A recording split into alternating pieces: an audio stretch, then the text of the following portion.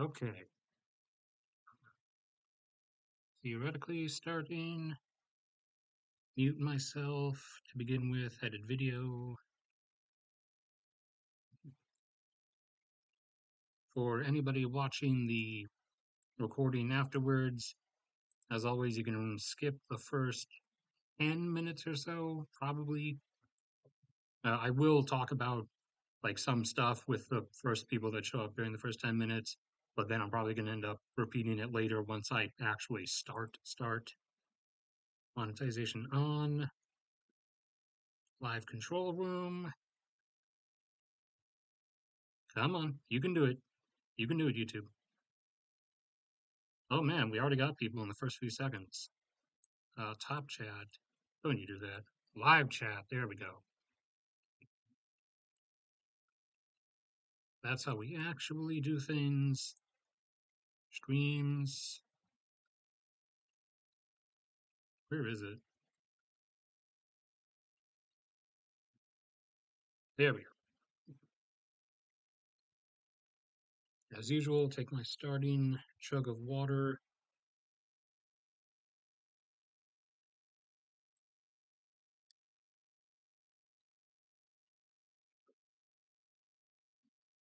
And we'll wait for Josh to hopefully show up. And for anybody who's unaware, my audio probably sounds different. I'm sure it should sound pretty echoey. That's because I'm in a different room since the AC broke in my room. And so I've been kind of exiled to another room that doesn't have the best audio setup. And a new AC did come in. However, it came in broken. So that's unusable. So now I have to wait for another new AC to eventually show up at some point that hopefully won't arrive broken like the first replacement AC did. So estimates are recording wise, I'm probably going to be in this exile room for probably another week at least. Hopefully not two, but I don't know. Anyways, for anybody who's like really new, here's the ban list. This is the stuff that gets you banned. Uh, Quite a few things, like especially the racism one. I really didn't think I would have to actually list, but apparently some people needed it spelled out for them. I think I'm up to 40 real people who are banned from the channel now. 400 in total, but 360 out of those 400 were just bots that were spamming website links. But anyways, I'll get some stuff up so we can get ready to start once enough people show up or once we hit the 10-minute mark. And I won't go into like the big stuff. I won't go into like the really big stuff immediately. I'll give that some extra time. So I'll start off with like some smaller stuff. Let's load up my eternal nemesis here, Google Earth.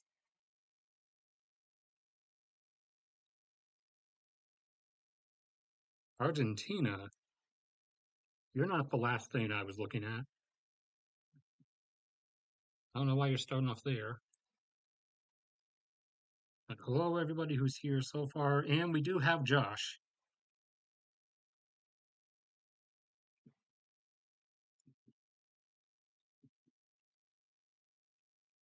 Uh, I mean, depends. If you're actually a crypto cultist, then yes.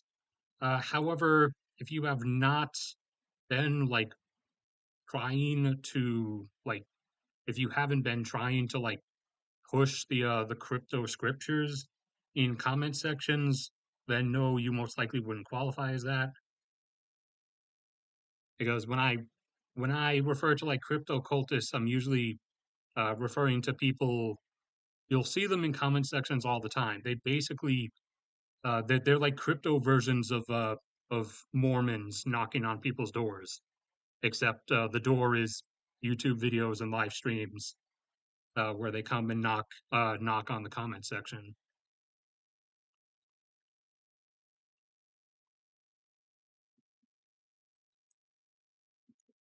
How long have we been up? Right, about 5 minutes.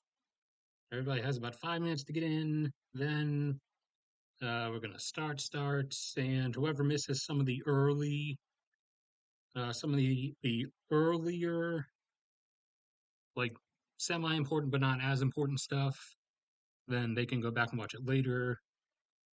So some of the first stuff we'll talk about is with Ecuador, because for various reasons, why are you showing the state lines? There has to be a way to turn that off. Oh no, wait, there is. I forgot.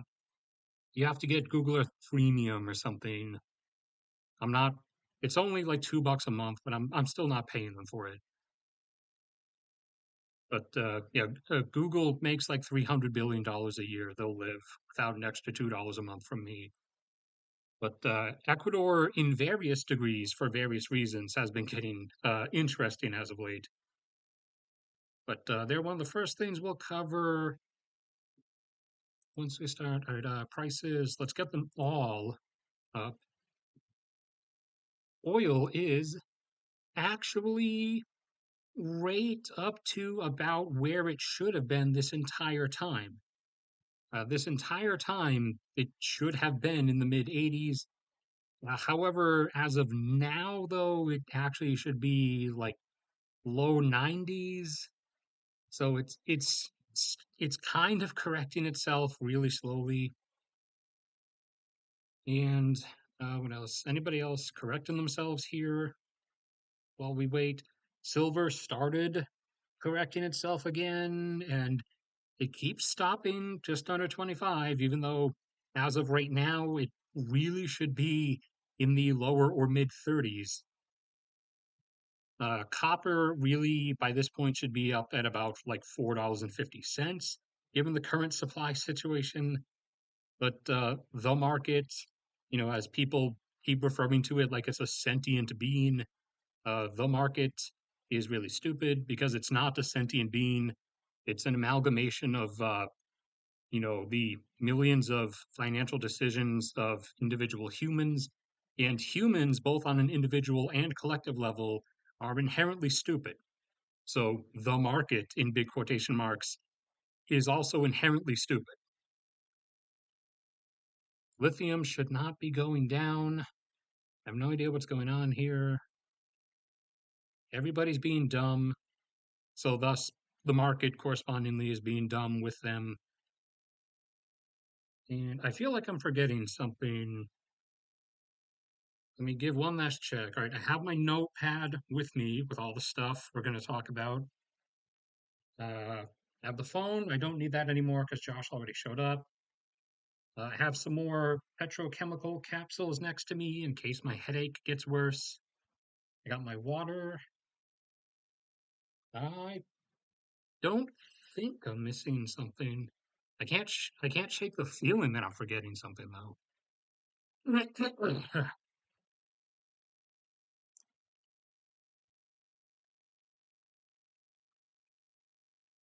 All right, we're about at it. Yeah, one more minute. So almost there. Anybody else?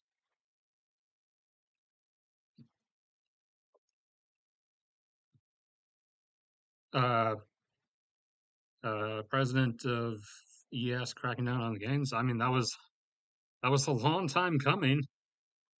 Would have been nice if someone there did that, like a decade or two ago.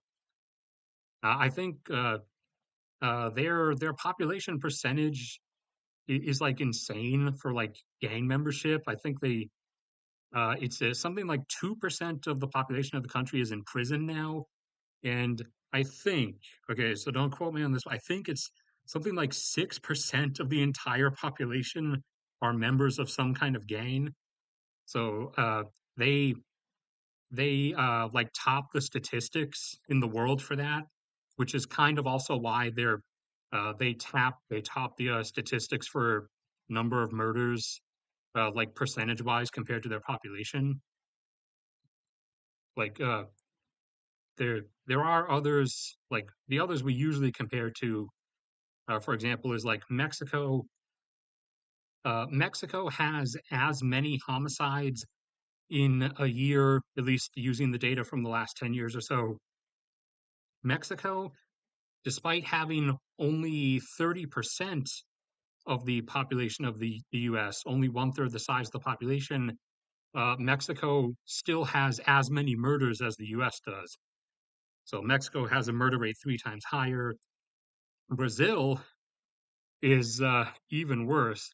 Brazil has 3 times as many murders per year as the US does, despite only having about 2/3 as much of a population.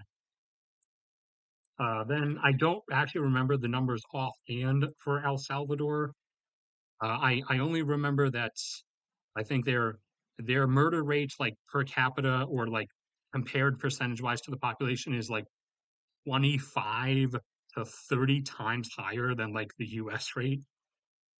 So yeah, they're now once you learn about like the population gang participation statistics, that kind of makes sense.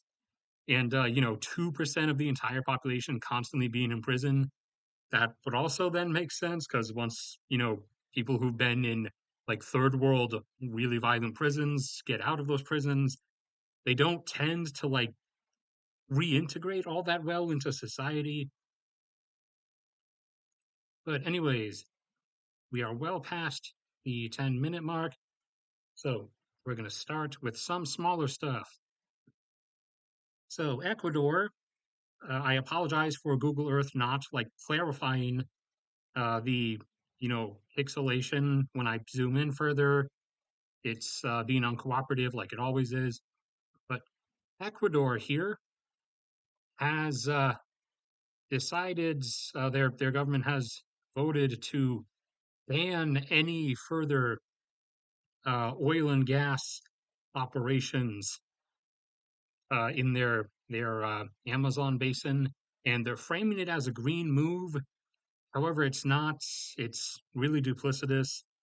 You see, as you can tell, their area there is really not that big. And the real reason that the government is doing this is because their entire portion there where there would be oil and gas has already been completely explored by this point over the last 5 to 6 decades. Everything that's there has been found, and everything that's been found is now producing, and they are in their terminal decline production wise. So there's nothing left there to explore or find. So now, because the general population isn't going to know something like that, the government of Ecuador is framing this as a big green move, that they are banning any further oil and gas exploration. However, it's not. It's an opportunity attack that they're making because there's nothing left to do there anyways. So they're just going to say that they're stopping it by their own choice as a green maneuver. And as kind of an upbeat measure, like to try to push on the population, since Ecuador hasn't been doing too well. Things have gotten like sporadically violent as of late. One of their presidential candidates was assassinated when he was done giving a speech at a rally. Someone just walked right up out of the crowd and just tapped him right then and there. And another one survived an assassination attempt. Someone, again, walked right up out of the crowd, tried to shoot this candidate. Fortunately, they missed. So that candidate survived. And also, another one tried recently with car bombs. The kind of stuff you're used to hearing about in Afghanistan or Iraq or Somalia. But no, this was in Ecuador. Some whether it was a rival politician, a gang, the cartel, what have you, someone tried assassination via car bomb. Now, thankfully, they didn't do a good job of it because it didn't go off when it was supposed to. So it didn't kill who it was supposed to. But, they still tried. And we'll leave that at that for a second. I realized what I forgot, a box of tissues.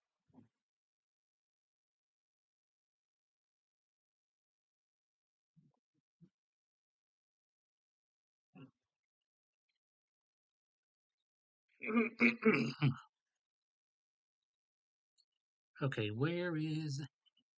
There was something on my screen I wanted to wipe off. Let me drag Google Earth around for a second. Different color contrast might let me see wherever it was again.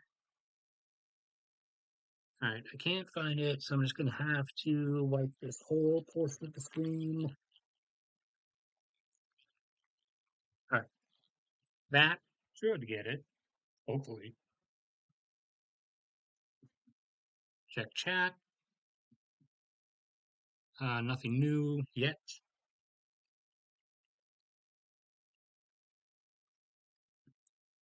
Oh, and then we'll hop right over into their neighbor Colombia, where things have gotten a bit chaotic as of late. So the capital in particular was shut down in the last few days, streets blocked and everything by mass protests because the government there, like numerous nations that are in the uh, lower on the development stage end, Colombia has a lot of subsidized prices to help people afford living. And one of those is fuel prices, gasoline prices.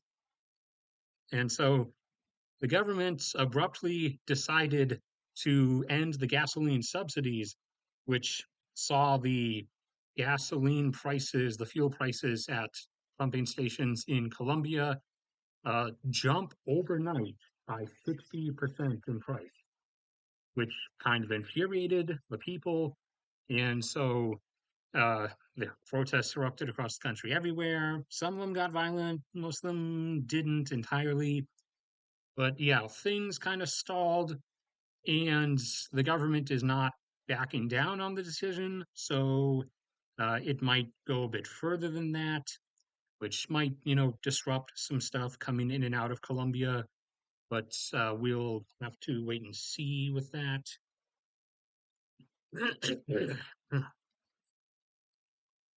And as always, I suddenly become congested whenever I'm supposed to be streaming. So let me chug some more water.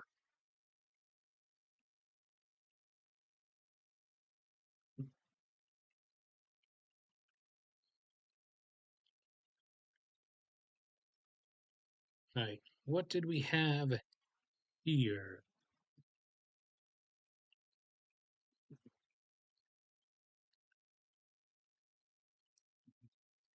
Ah, yes.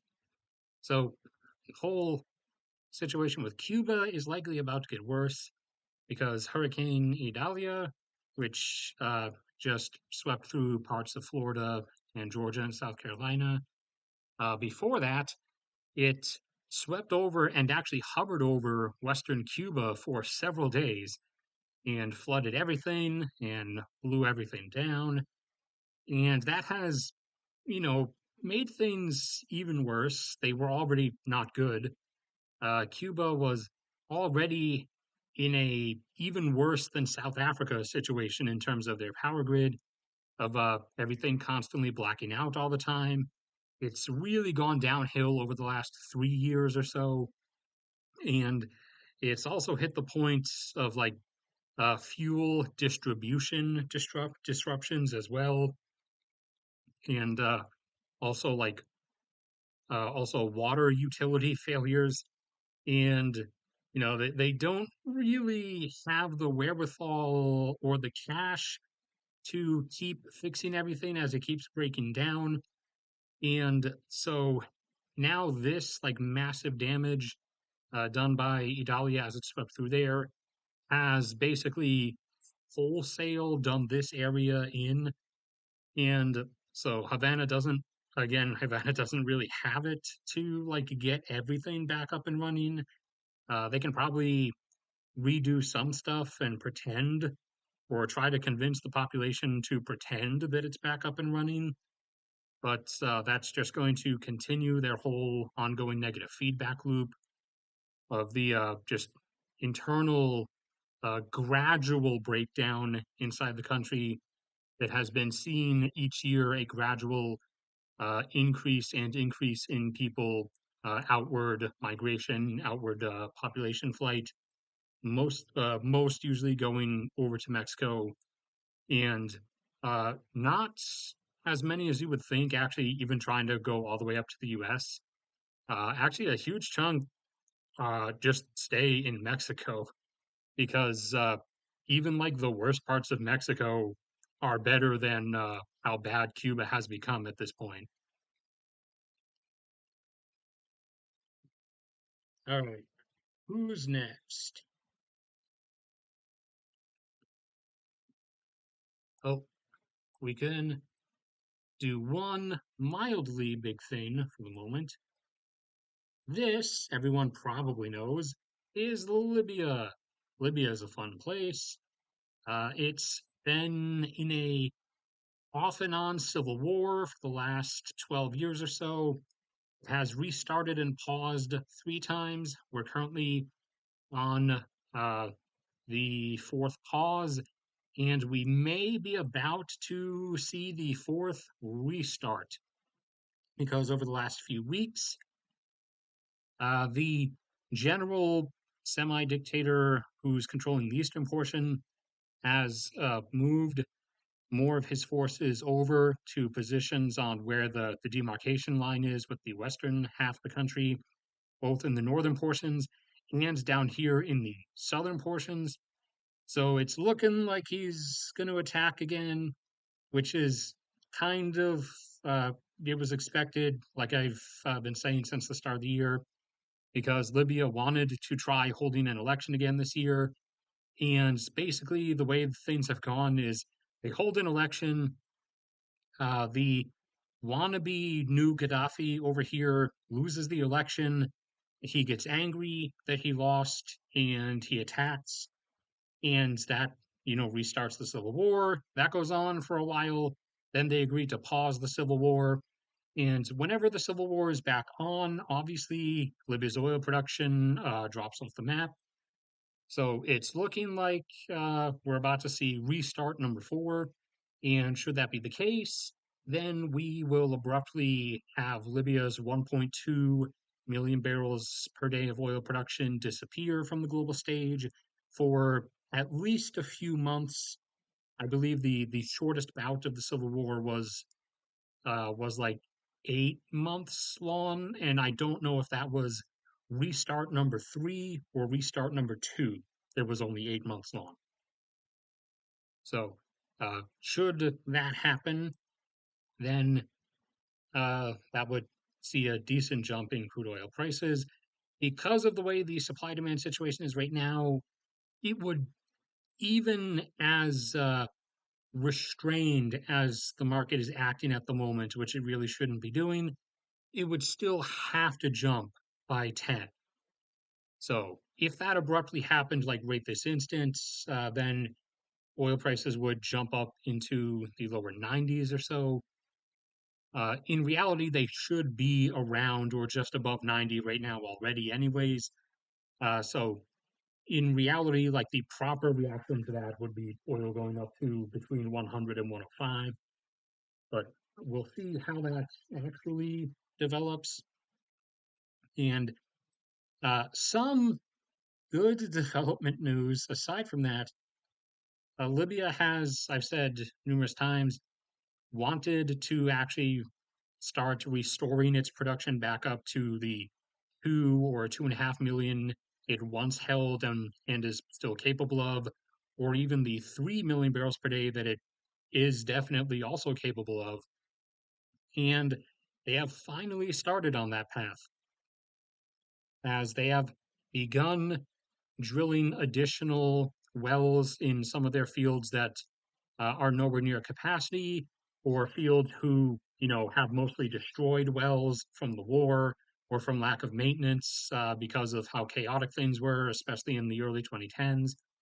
So they have started reworking things finally. They've actually started physically doing stuff, and the first new slash reworked or remade well has come online in one particular field.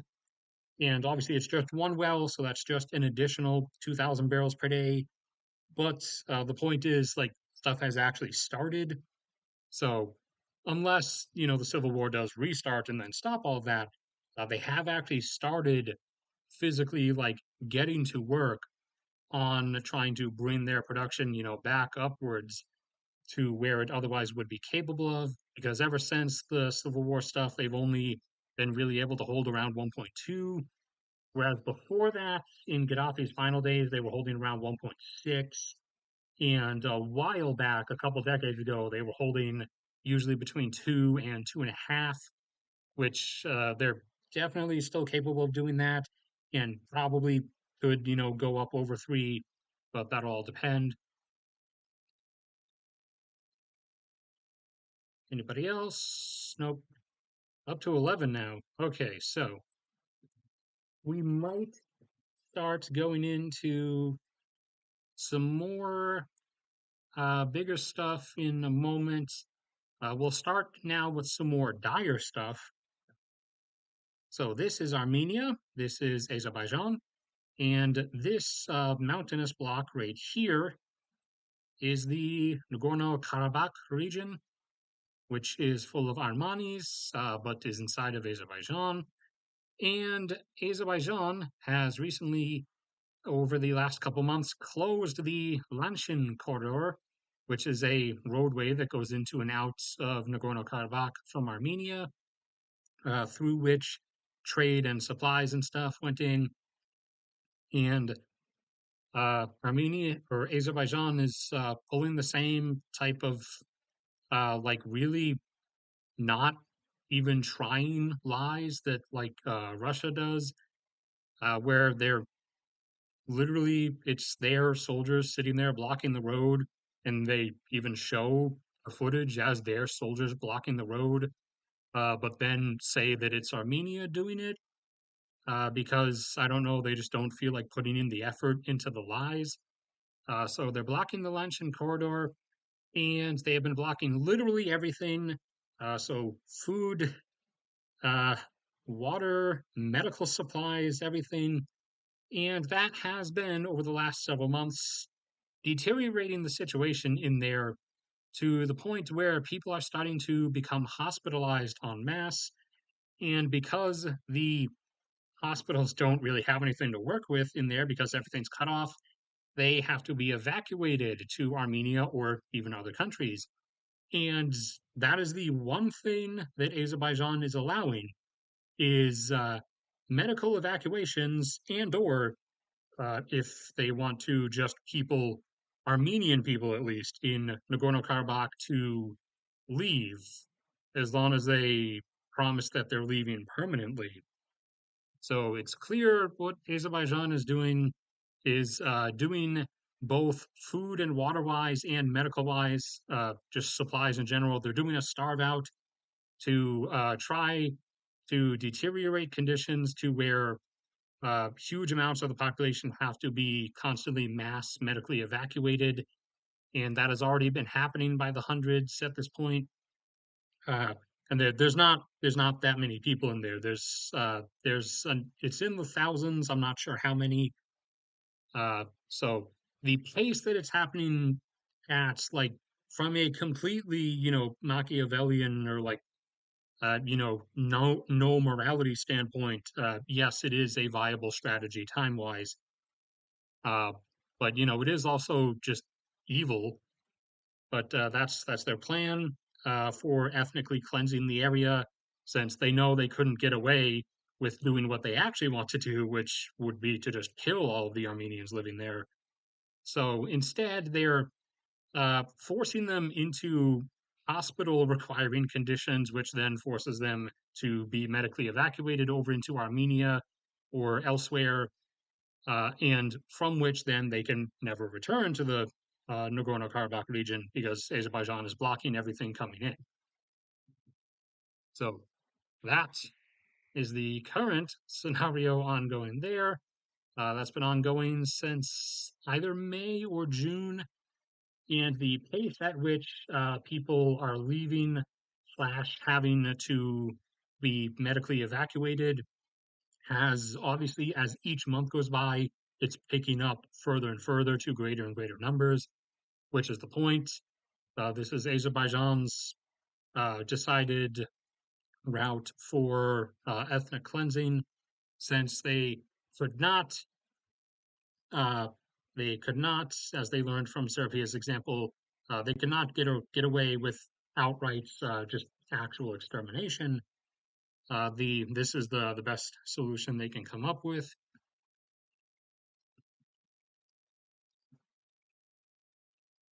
No comments. Okay. Anything else before we go big? Okay. So the first like big thing, as in something that's happening worldwide,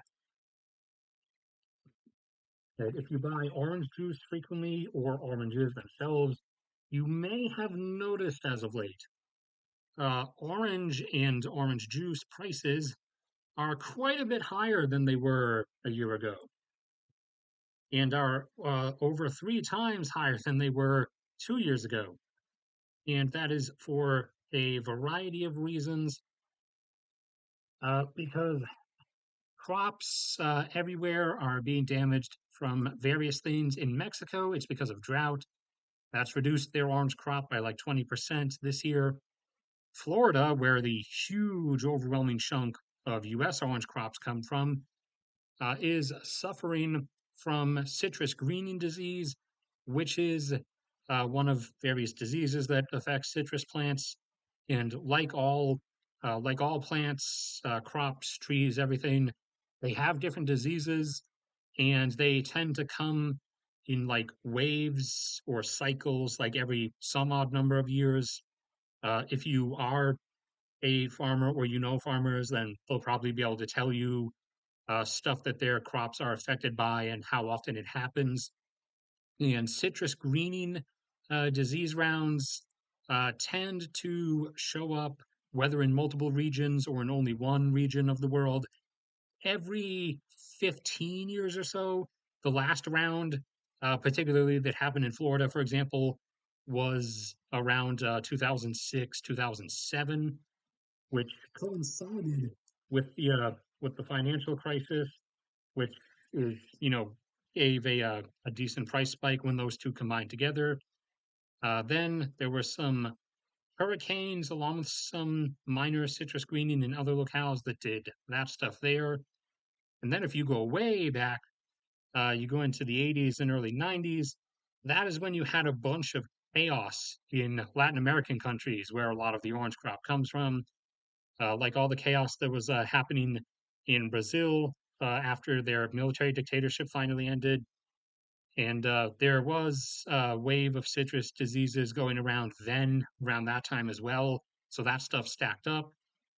And this is not the highest orange or orange juice prices ever, because this chart, different charts here do and do not account for inflation. The Most of the crop price charts on this website do not. So these prices around here, inflation adjusted, were equivocally the equivalent of about 450 to $500 now. So uh, orange juice prices at the moment are around $328 per, or no, sorry, 328 cents per pound. Sorry, I always forget that the crop prices are in cents, not dollars. It would help if it actually like labeled it as cents instead of uh, just delineating it by either USD capital D for dollars and lowercase d for when it's in cents. But that's the choice this website makes. I'm not responsible for the stuff they do. They could actually write cents there and make it a lot easier. But yeah, so $3.28 per pound, whereas equivocally, inflation adjusted, the highest ever price was back in the late 80s, early 90s, during all the stuff happening in Latin America. along with various citrus diseases that were going through rounds around the world at that time. Again, about 15 years before the 2006, 2007 round of citrus diseases, which was about 15, years or so before this round. So, every 15 years or so, citrus diseases make the rounds, and sometimes, like now, and like the 80s and early 90s, and ironically, like the financial crisis, it stacks with other things. But the highest ever prices would have been around 450 or 500 cents or $5 per pound, equated for inflation. So these are not the highest prices ever equivocally. They could get that high, but we don't know for sure. But citrus greening and the damage from the hurricane have cut Florida's orange output by half for this year.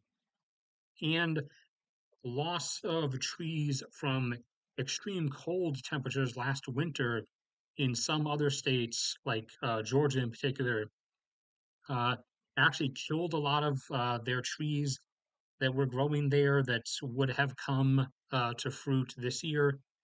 And so that's cut their crop by like 20% or so.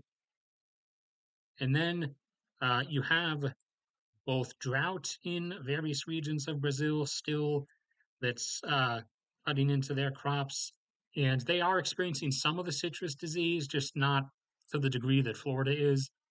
And also in some of the southern regions of Brazil, this winter, which is summer for most of us, because I'm sure most of my viewers, except for Wolfgang, is Wolfgang, the guy with the cat profile pic and a German name, is actually from Brazil. But apart from him, I'm pretty sure almost everyone who usually comments on the streams is in the Northern Hemisphere. But the summer months, because of the way the Earth is tilted in the Northern Hemisphere, are actually the winter or cold season for the summer for the Southern Hemisphere. And this summer or southern winter, really, Brazil has experienced really cold temperatures, way colder than usual in the southern regions of it, that did a bunch of crop damage. And so they're seeing their orange crop drop by between like 30 and 40%. So all that is stacking up here to give these worldwide massively jumped orange/orange juice prices. Still not the equivocally highest that the world has ever seen, but obviously they could go higher depending on how things work out or don't work out. Oh, speaking of which, there he is. Right as I was talking about you showed up without me even realizing it. Chug some more water. Something Brazil needs to do.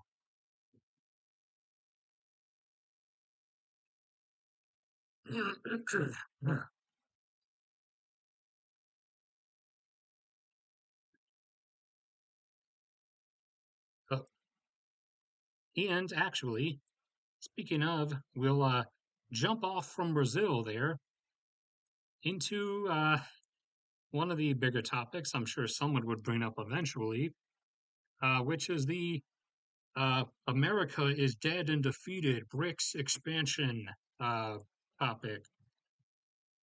They get a generic image here. Yeah, everybody holds hands, all the leaders except for Lavrov because he's not a leader because Putin's a coward and he's afraid of getting arrested. So Brics is now expanding membership, and in doing so, Brics has proved not that the West is dead, but that Brics, or at least those making the decision in its, where's my page here? Are, oh, it's the page I was already on. Okay, that makes sense. Those making the decisions here are incredibly brain dead. But then again, this is Russia. We all know their decision track record. China, we are learning the consequences of their decision track record. India is actually intelligent and didn't want any of these nations being admitted to BRICS. South Africa, we're well aware of the deterioration their internal decision making causes. And then Brazil. Brazil, I'll give you guys like 50-50 on your decision track record.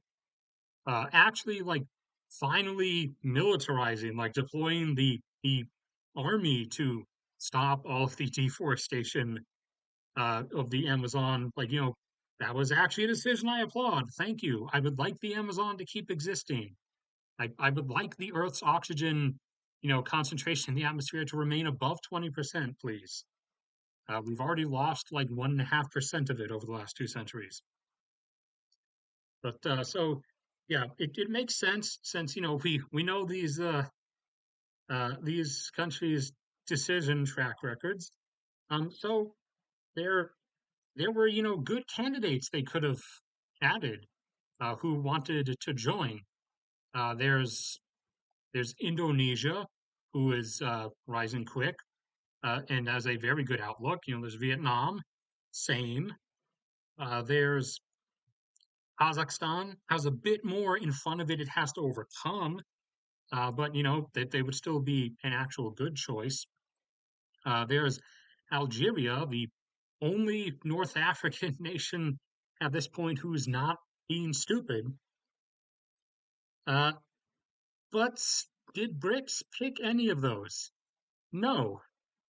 They went out of their way to pick Argentina, Egypt, Ethiopia, Iran, Saudi Arabia, and the UAE.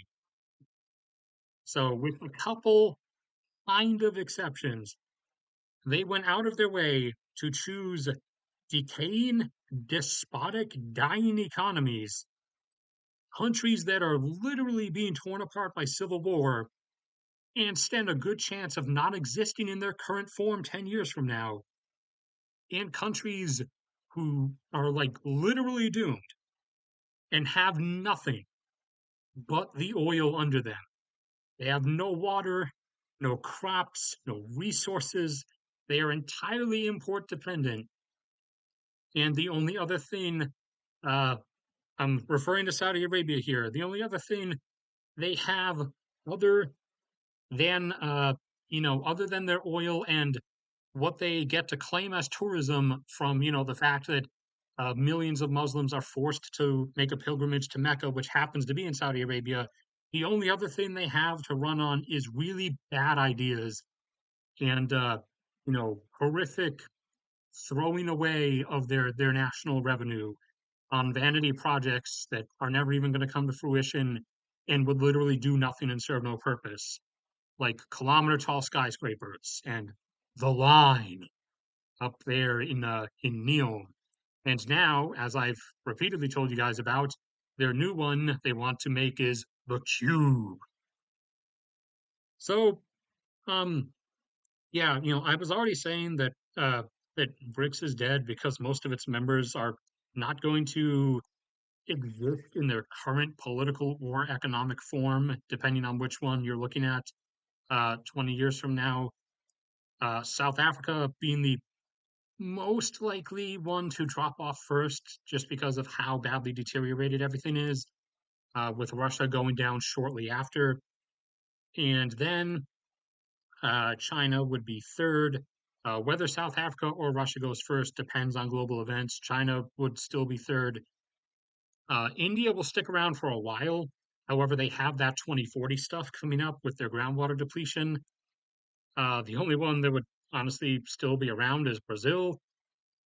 Brazil is just uh, gone a bit too far past certain economic points to where like they're never gonna succeed in like entirely rising, like not all the way. They're not gonna like implode or break up or anything, but basically, I've phrased it this way before. Uh, Through and through, as we go into the future, they're not going to rise, but they're not going to fall either. Instead, Brazil is just going to keep being Brazil. Whether you as a non-Brazilian or as a Brazilian view that as a good thing or a bad thing is up to you. But Brazil is just going to keep being Brazil one way or another. So you know, already filled with nations that are uh, self-imposing problems onto themselves. Brics decided to add like literally the worst possible choices. But like I said, they had good choices they could have added, but they chose none of those and instead chose all of these. Like the only one that's kind of not entirely like screwed is the UAE, but that's still tentative. Iran, if Iran was not Iran, if Iran was like any other country in terms of its alignment and its positioning on the political stage, Iran would have actually been a good choice. But Iran is Iran. Iran is constantly on and off under sanctions, being hedged in, and is uh, in the midst of or on the horizon of upcoming wars. Uh, Initially with Azerbaijan, that will inevitably, within like a matter of days of that starting, bring Turkey in a war which Iran will lose. That is coming late, like really late 2020s. Or although with the way things have been looking, it might end up being earlier. We have seen a trend, haven't we, of things happening earlier than I think they will. But either late 2020s or early 2030s, that one's coming. And then Saudi Arabia, I just described every way in which Saudi Arabia is screwed. Ethiopia is already in a civil war and is trying to commit ethnic cleansing in one of their regions, and now has started up fighting in another region. It's not just Tigray anymore. Now it's the Amara region. And the Afar region has also said that they want out. So Ethiopia was not something you should have chosen. Egypt would have maybe been okay had things just gone down different roads for them over the last 20 years. But they didn't. They made the choices they did. Uh, Not the Egyptian people, mind you. I'm not talking about the Egyptian people. As usual, when referring to a country making decisions, that is basically referring entirely to the government. Uh, but the country made the decisions it did, and so now it's screwed. And their government, despite not having the money to, is acting like Saudi Arabia and is starting to throw away money by the tens of billions. Because unlike Saudi Arabia, they can't throw it away by the hundreds of billions.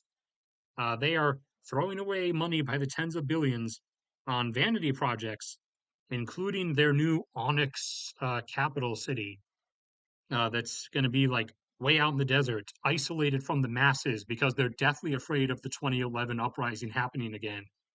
So they're building a new isolated capital for tens of billions, and it's going to be full.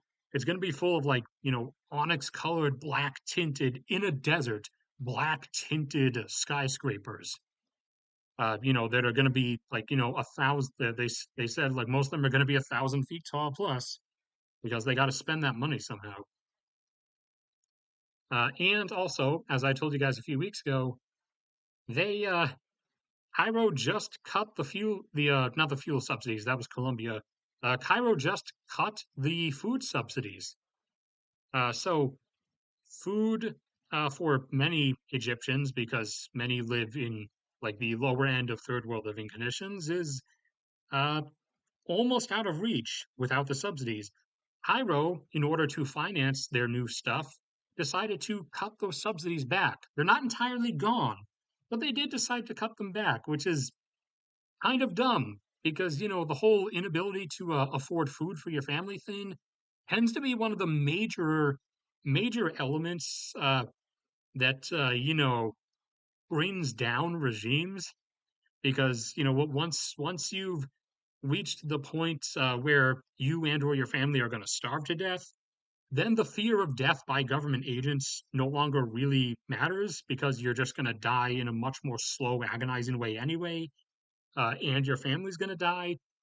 So, that tends to be one of the worst decisions you can possibly make is to like, cut off the food subsidies and stuff. That's like guaranteed to turn everyone against you, which it already has.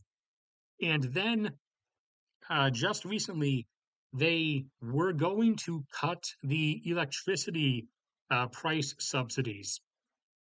And that turned out to be the thing that like flipped the people, and the people were on the verge, like they were about to end up on the street violently. And so at the last minute, Cairo backed off and said they're not gonna cut the electricity subsidies. So maybe they're learning, maybe.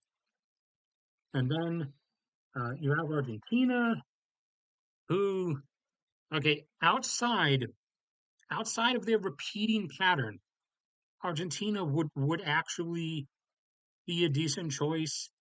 Like everyone says this about Argentina, I know. Like Argentina could be great if it could just stop being Argentina for like 2 seconds. Just stop. Just stop it. They've been on the same pattern for a century. They start doing kind of good, and then every 20 years they just completely collapse economically, and usually with some violent internal upheaval stuff along with it. Every 20 years. The last time was in the early 2000s. Now it's happening again. I'm sure most of you are probably aware. Those who aren't, I tend to make you aware of it anyways. They and before that they had the 80s. Before that they had the 60s. Before that they kind of were given a break by World War II. However, before that they had the 20s, and it's literally just been repeating itself every 20 years. And you can actually see it. We'll go to their economic chart, go to max, at least for what you can see. So that was the late 2010s. They kind of had a rebound, but now it's stalling out. That was the early 2000s. And these, you can't, obviously, compared to these, they're much smaller, but these were basically the same thing playing out. And so they keep repeating this. Also, uh, currently, they're undergoing the utter collapse of their financial currency. Dang, I really need to sort out my screen caps. How far are we going? All right, that's the ruble. Ruble, where's Argentina? There we go. Okay, so this is just the last year. Over the last year, Argentina's currency has lost two-thirds of its value of what it had a year ago. Over the last 5 years, it's lost 90% of the value that it had 5 years ago. And over the last, as far back as the chart will go, they recovered from the early 2000s. Things were kind of okay. They had a drop in the financial crisis. Things were kind of okay again. And down we go, down we go, down we go. And so now here we are. So in total, they've lost a lot of the value.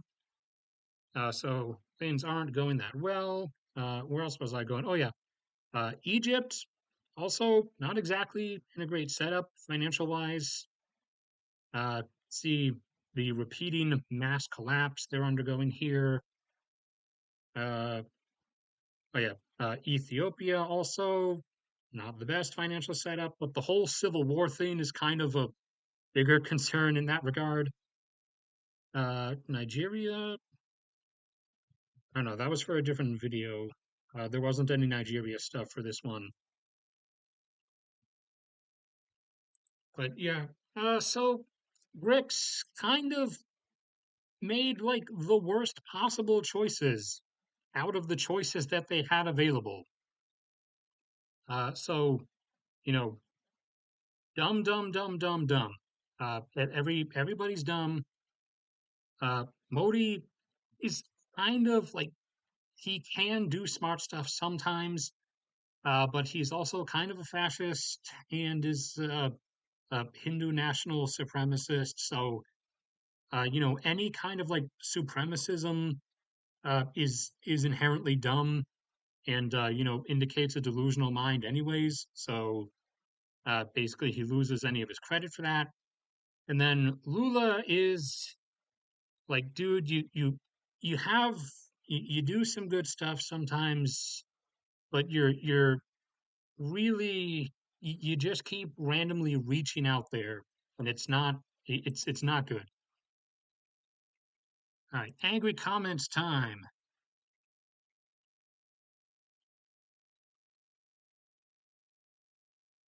Orange productivity. Yeah, I mentioned Mexico. Mexico's orange crop dropped by like 20 or 30%. Spain did have some problems also.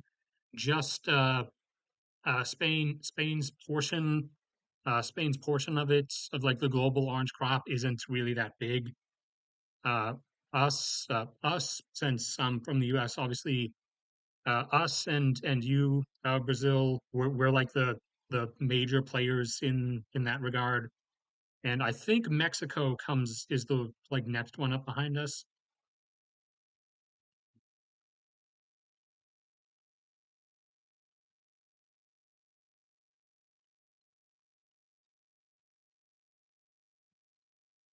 I was not I was not aware I was not aware of any particular whatever the sea surface stuff you're referring to is.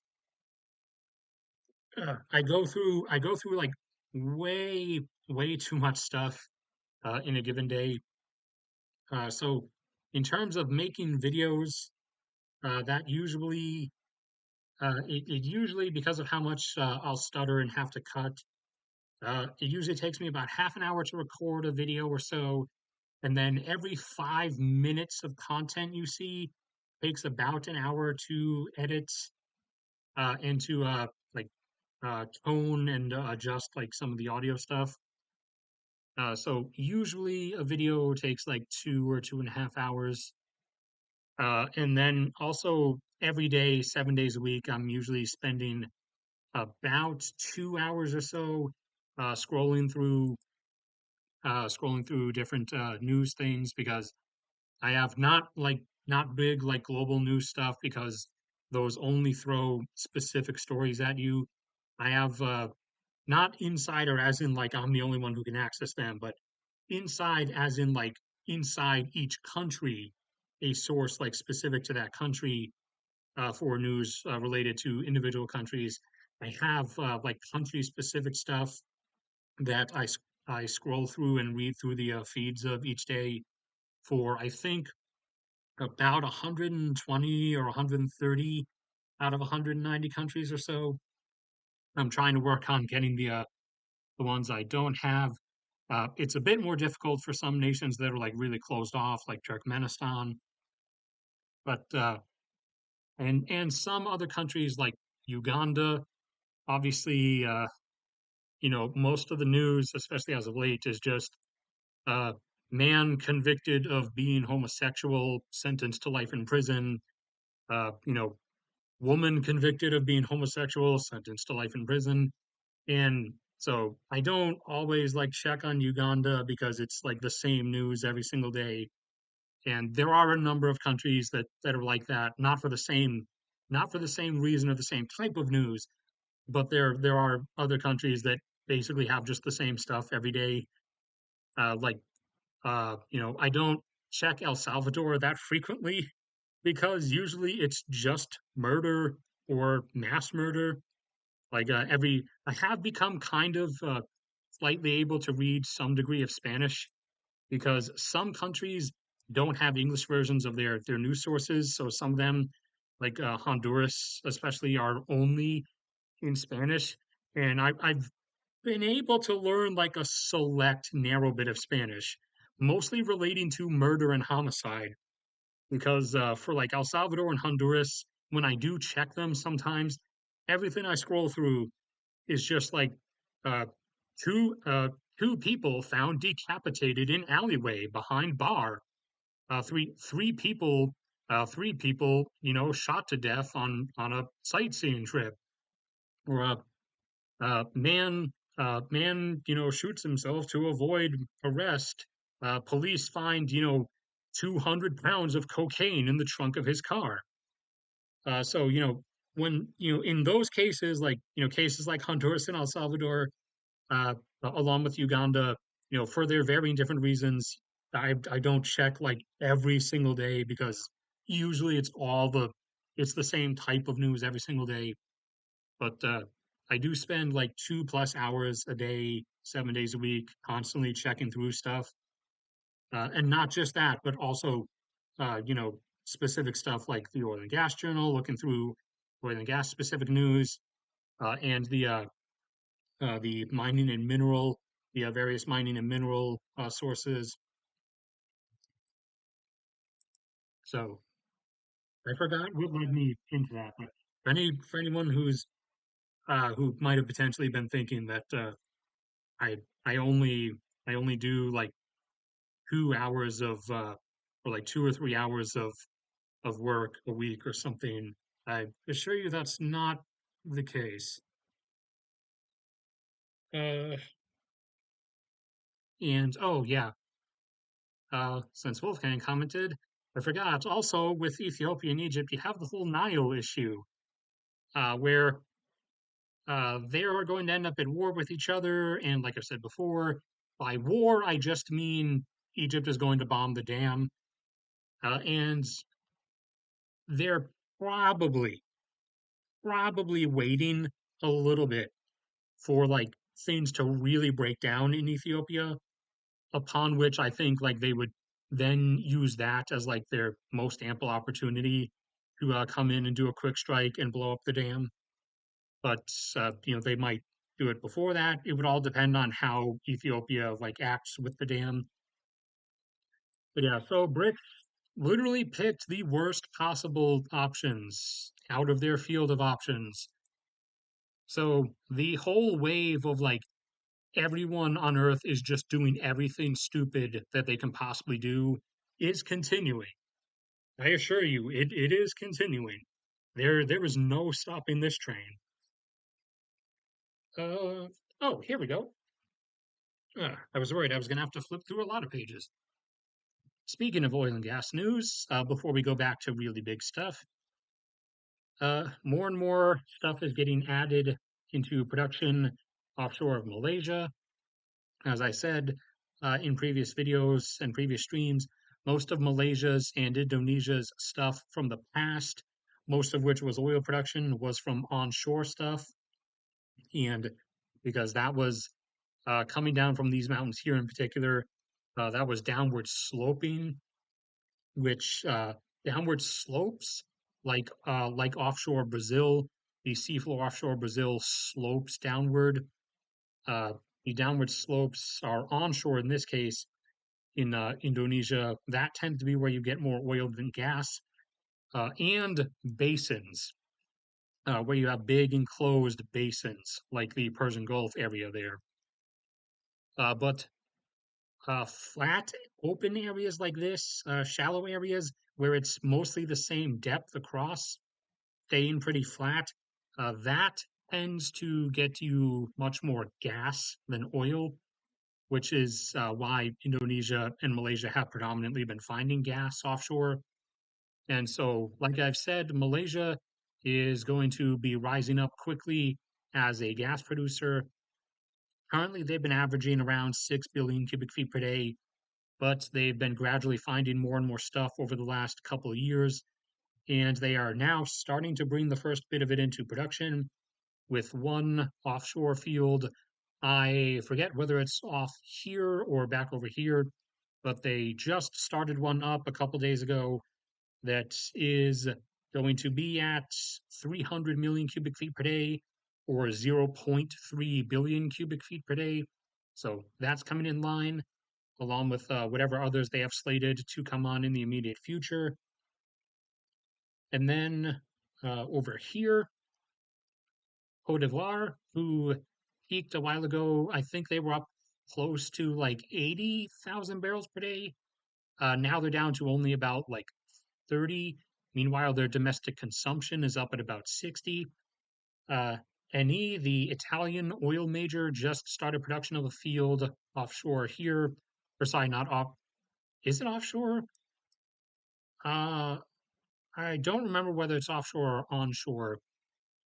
Their offshore area is very narrow, though. So most stuff would probably end up being slightly onshore. But anyways, Eni just started production of something that is going to jump them up by about 15,000 barrels per day at first. Then next year, they'll be turning on an additional portion of it, which will bump them up by 50. And then in 2025, they'll be bumping up the third portion, which will put it up to a total of 150,000 barrels per day. So, including the declines that will go on in their other fields during that time, that will probably then bring them from a bit above 30 down to around 25 outside of that particular large field.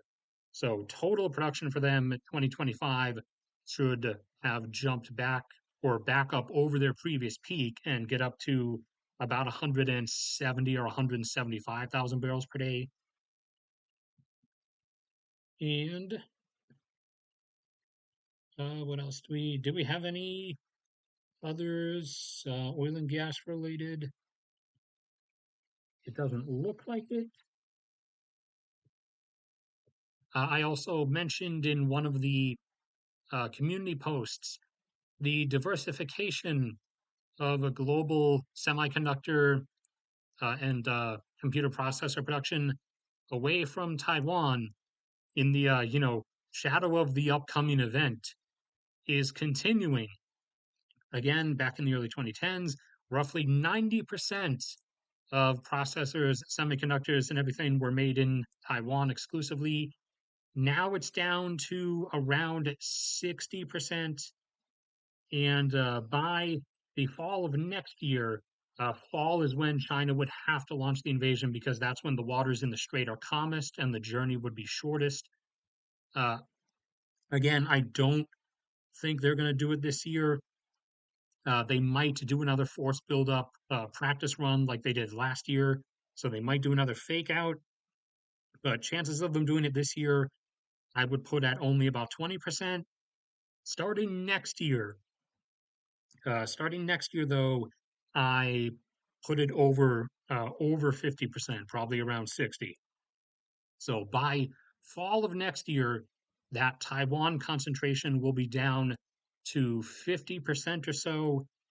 Potentially, if some stuff finishes early, like the one in Mexico just did, maybe a bit below, like the upper 40s. But a semiconductor plant in Mexico just finished a few months ahead of schedule, and it has now started production. So the diversification location-wise of processors and the like, their manufacturing is continuing in light of all of that going on. Who else do we have here? Oh, Trinidad and Tobago is going to restart cocoa production. They did once produce cocoa a while ago. However, they haven't really for a while, but since their oil and gas, or at least their oil is mostly gone, they still have a decent bit of gas.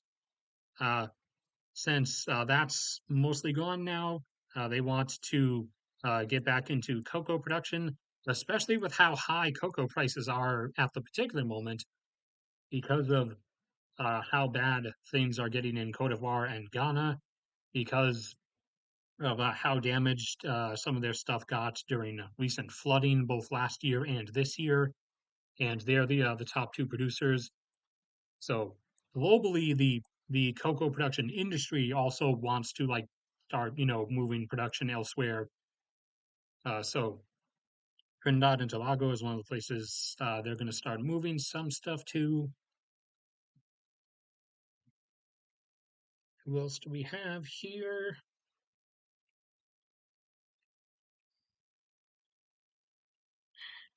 Flip over.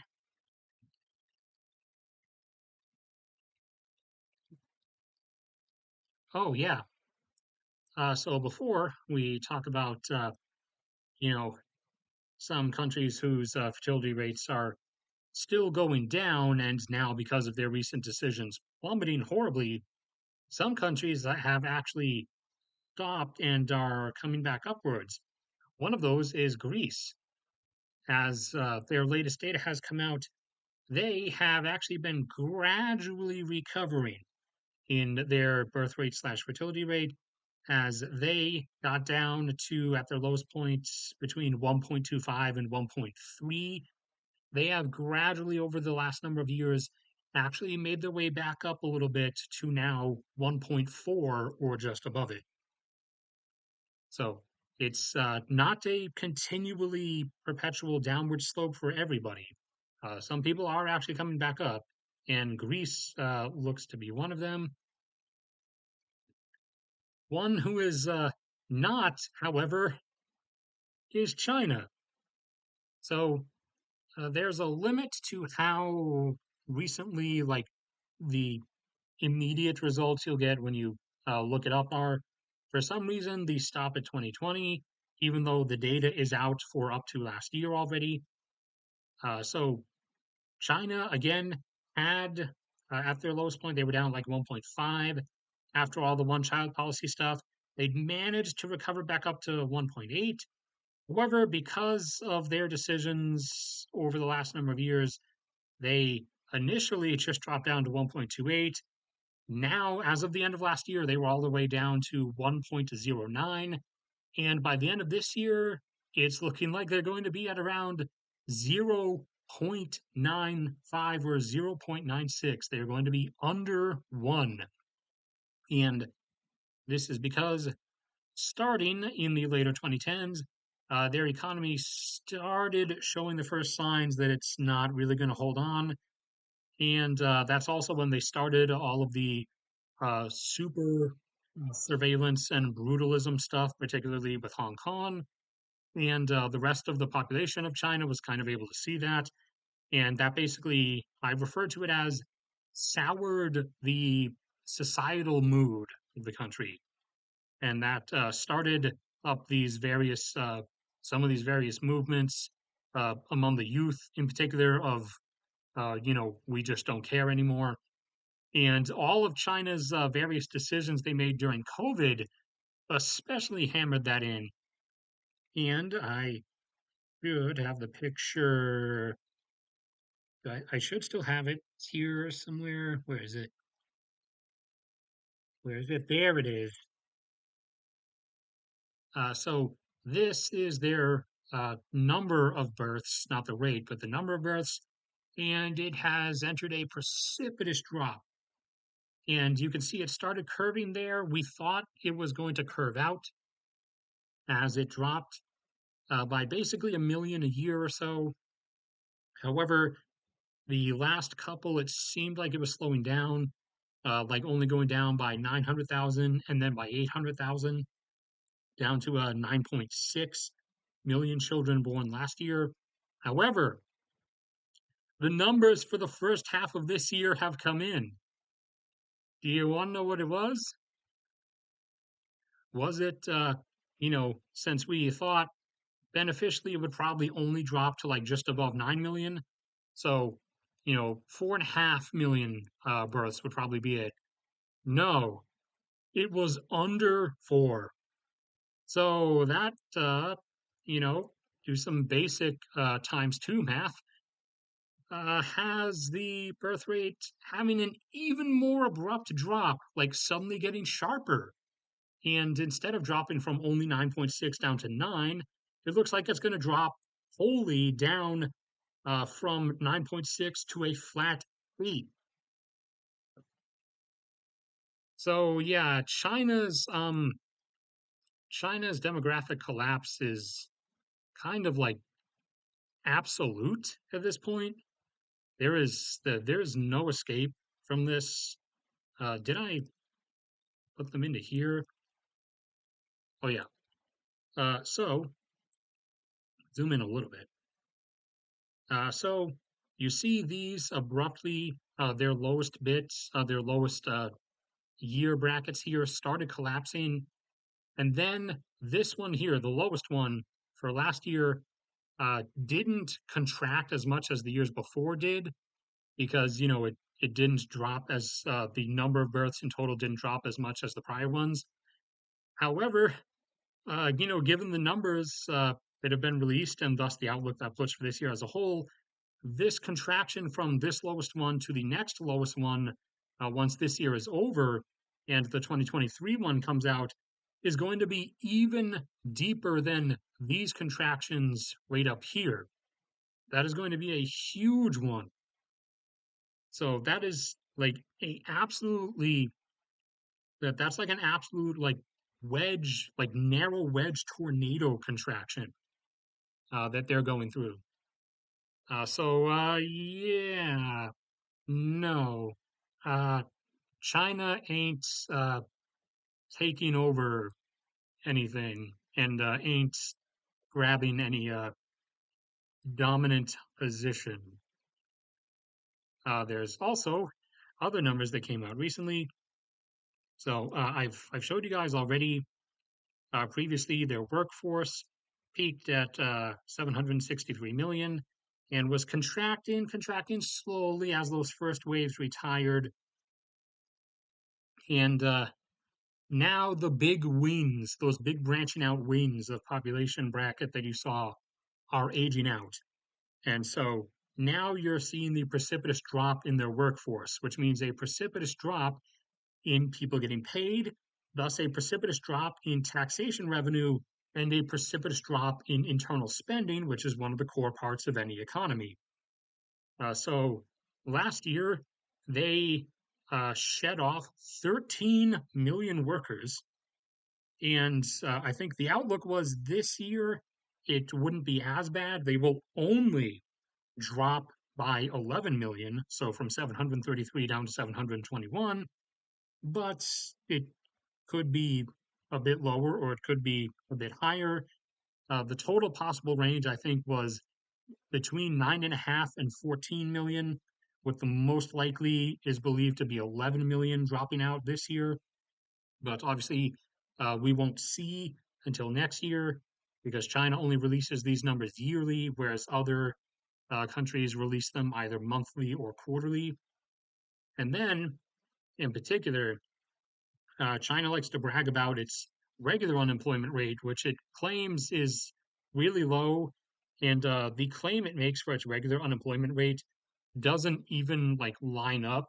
Like it doesn't actually make sense if you factor in the regular adult unemployment rate and the youth unemployment rate.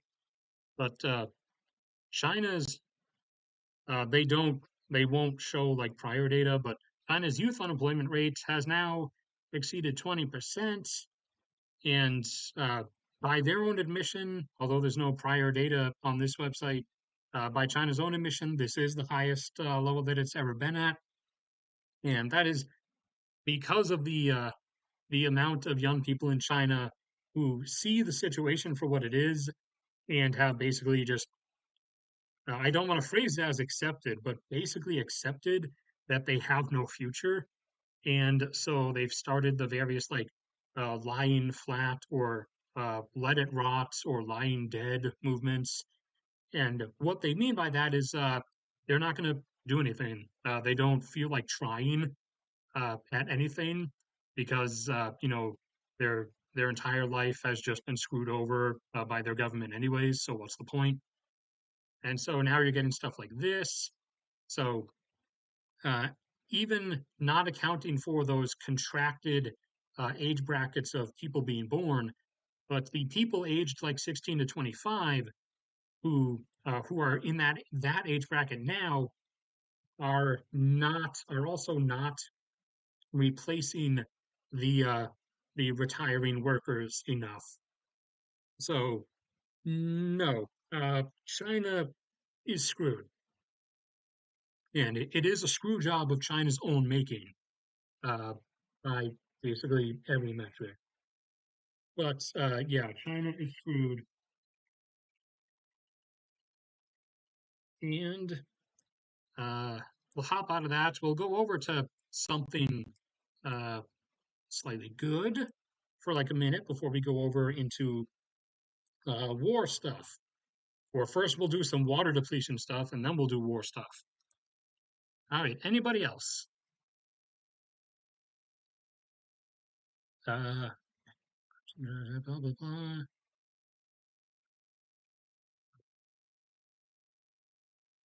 Yeah, I don't know.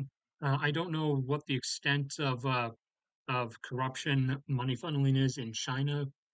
Like everyone knows how bad it is in Russia, obviously, but China's able to. China is just able to do what Russia does, except hide it better, or at least they were able to hide it up until now. Now, over the last couple of years, they've been slipping and have not been able to do it as good. Whereas the immediate moment the Soviet Union died, Russia like lost all of its lying abilities. Like every skill point it had in lying, it just immediately lost it for some reason. And Russia was the one like running the Soviet Union, so so they would have been the one like concocting everything back during the Soviet times. So I don't know what happened. I would have thought they would have retained their lying capabilities, but apparently they didn't. Right, let me drink some more water here.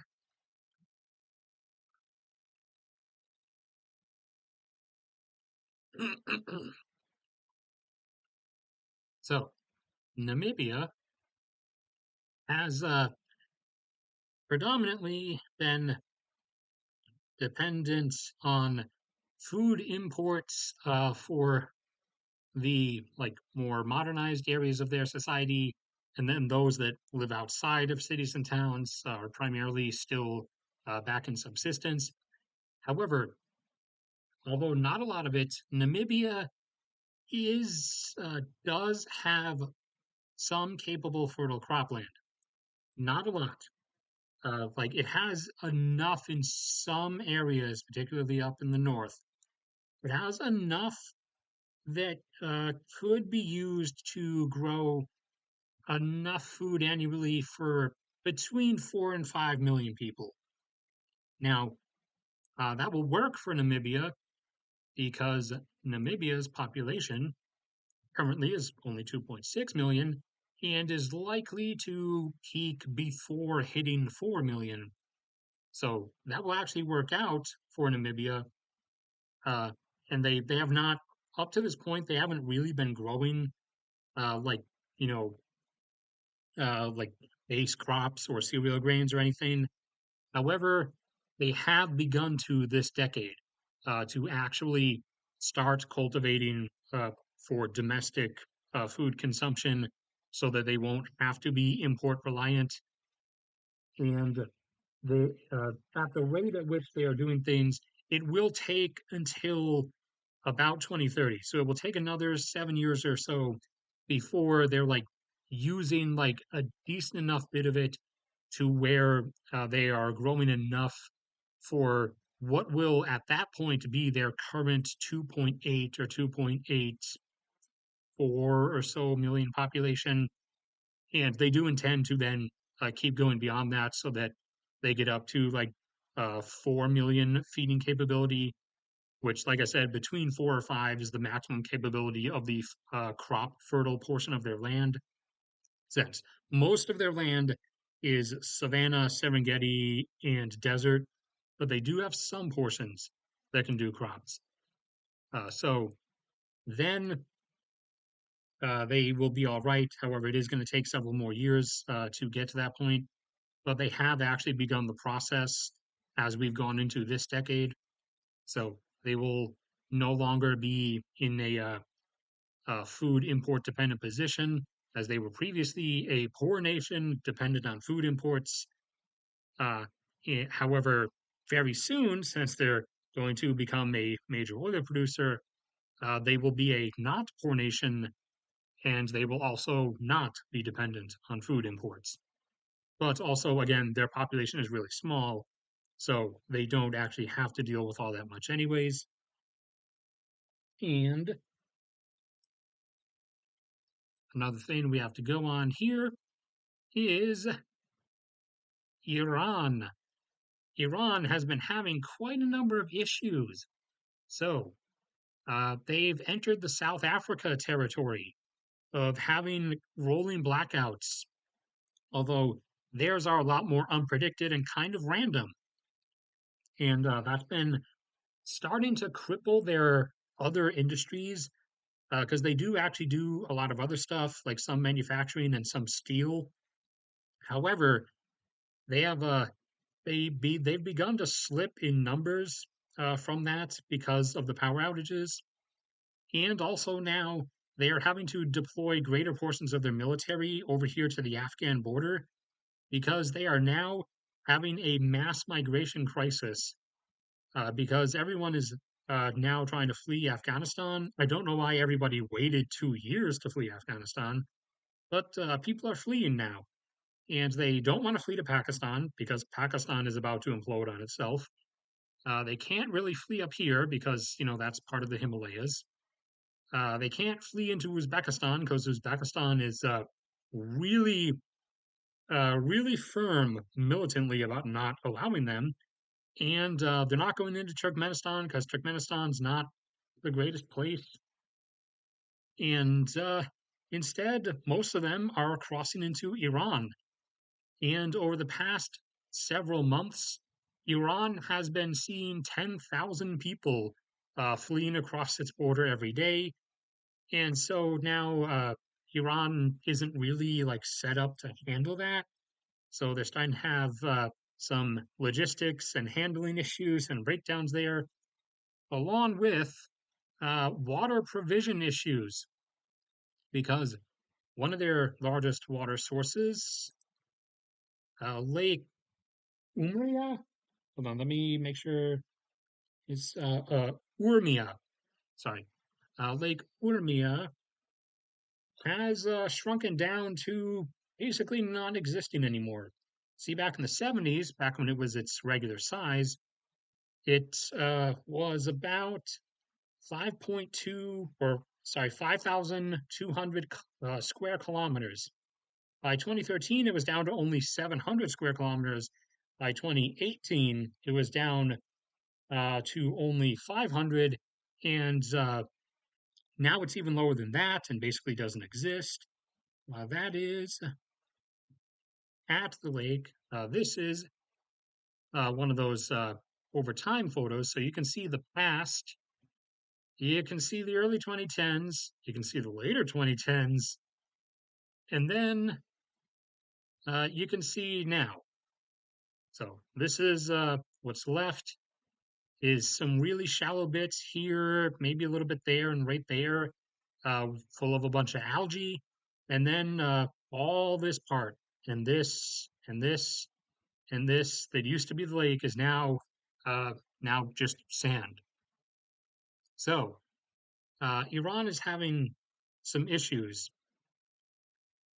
and it's past the point where it's on the horizon issues because now this is at the point where you know that this isn't a the lake's going to be gone in a few years issue. This is a the lake is literally gone already right now issue.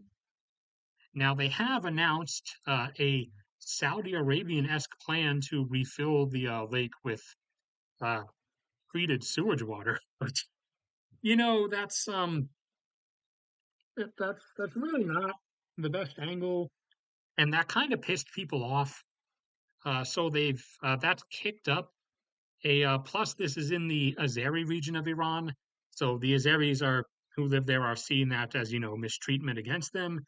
So that's a double whammy, and that's started a protest wave that might be kicking off another round of uprising like we saw last year. So more stuff to tack on to why Iran wasn't exactly a good choice for Brics to make.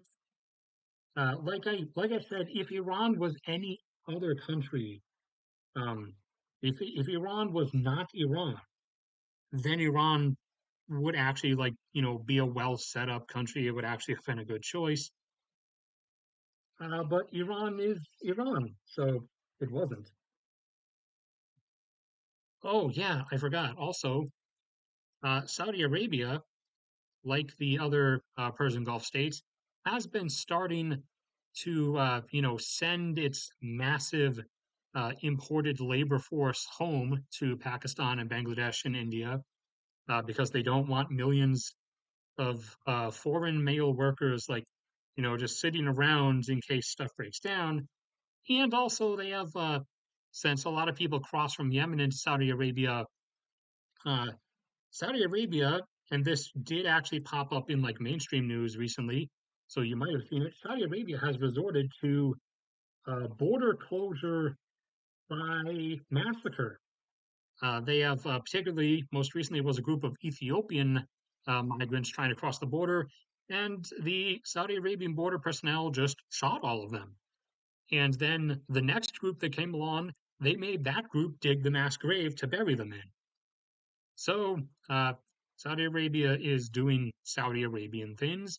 But, then again, they still behead people and they also still, chop off the limbs of journalists with a saw while the journalist is still alive.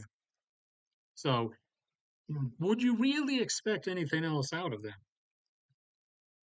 So, final bit here, where I'll check the comments real fast.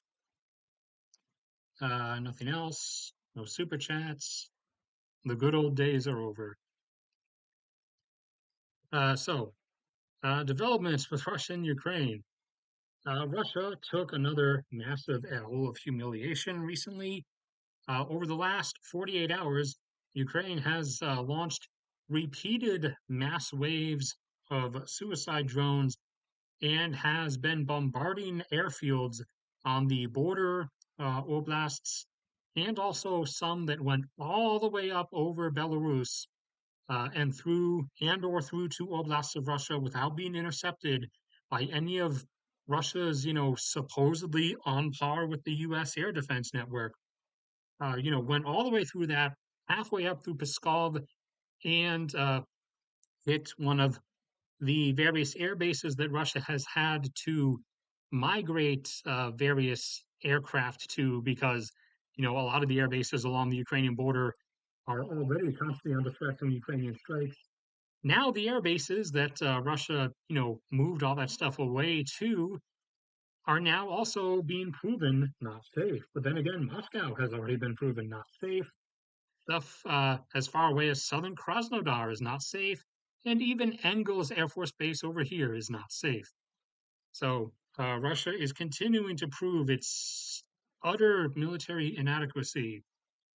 It is good at laying like 2 million mines in 1 square mile of land, which is kind of holding stuff up in terms of like advancement on the southern front. Uh, and it didn't even have to manufacture most of those. Most of those were like old Soviet stuff that they had lying around that they never got to use. So they figured, while the war was frozen over the winter and spring, they just like dredged up all of the farmland along the southern front and just like piled, buried like piles of mines. So that's been kind of eating stuff up. However, numbers wise, in terms of equipment attrition, things ain't going the direction they would want it to. Got numbers out here. Where are they? They're back over here somewhere. Here we are. So, Russia, at the start of the war, had around 4,000 cruise missiles on hand, and they are capable of manufacturing about 60 per month. And that is assuming that their factories are working 24/7 and that they are constantly running at optimal efficiency. But I'll give that benefit of the doubt. So, up to this point, since the start of the war, that would have been enough additional manufactured, assuming, again, all the things I just mentioned, that they would have been able to manufacture roughly another 1,000, which would put that at a total net 5,000. However, they have expended over 70% of that total, again, assuming that they have manufactured another 1,000. As of the last night, they have launched roughly 3,640 since the start of the war. Again, most of which have been launched at apartment buildings and hospitals, and now some grain silos. In the early days of the war, they did actually attack some military airfields, but since then, everything has just been civilian targets. Whereas if they had actually been launching all those cruise missiles at actual military targets, over the course of all this time, they might have actually, done some damage, but they haven't because, as seen in Syria, as seen in Chechnya, blowing up hospitals is kind of all Putin knows how to do, I guess. But then again, his military commanders are literally, in Shoigu's case, especially his own personal friends that he just appointed to the position of general.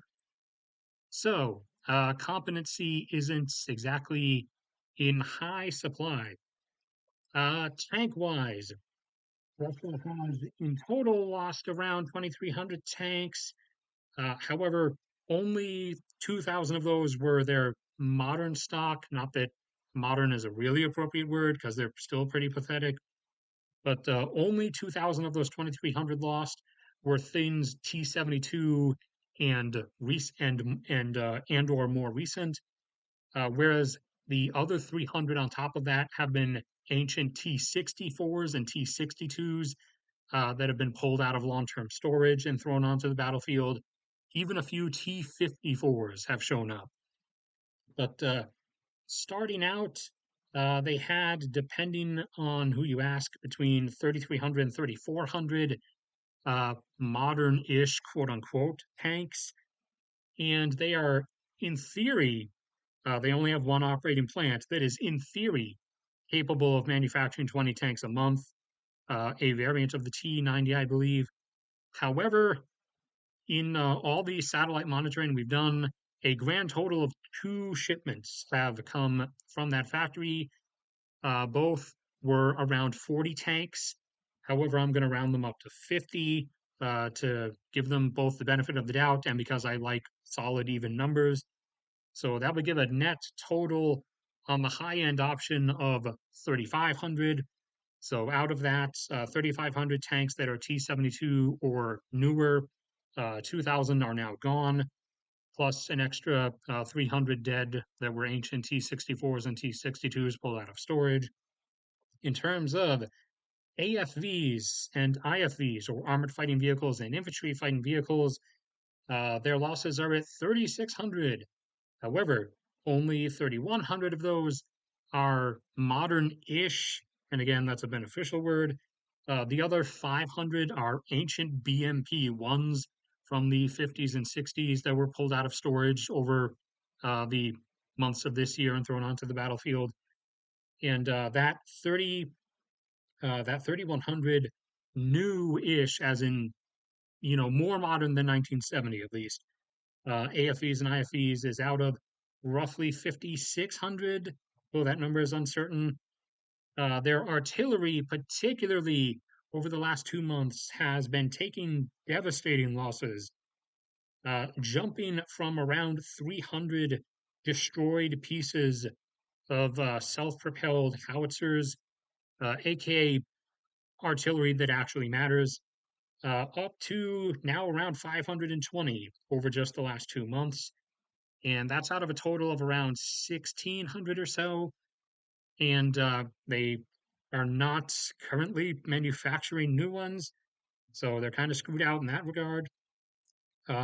Multiple MLRS, or multiple launch rocket systems, losses are just over 260 out of about 1,200.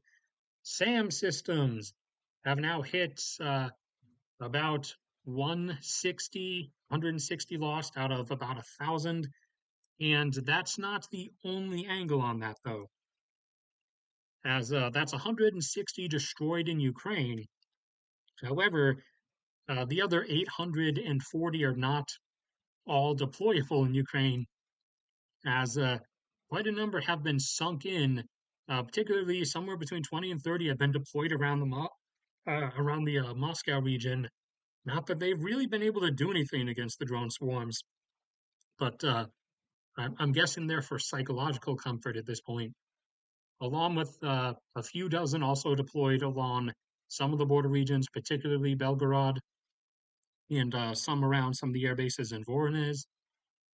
So in total, somewhere roughly 200 are sunk, as in 160 destroyed, and then I'll assume the lower end of 20 around Moscow, and then 20 scattered around the border regions.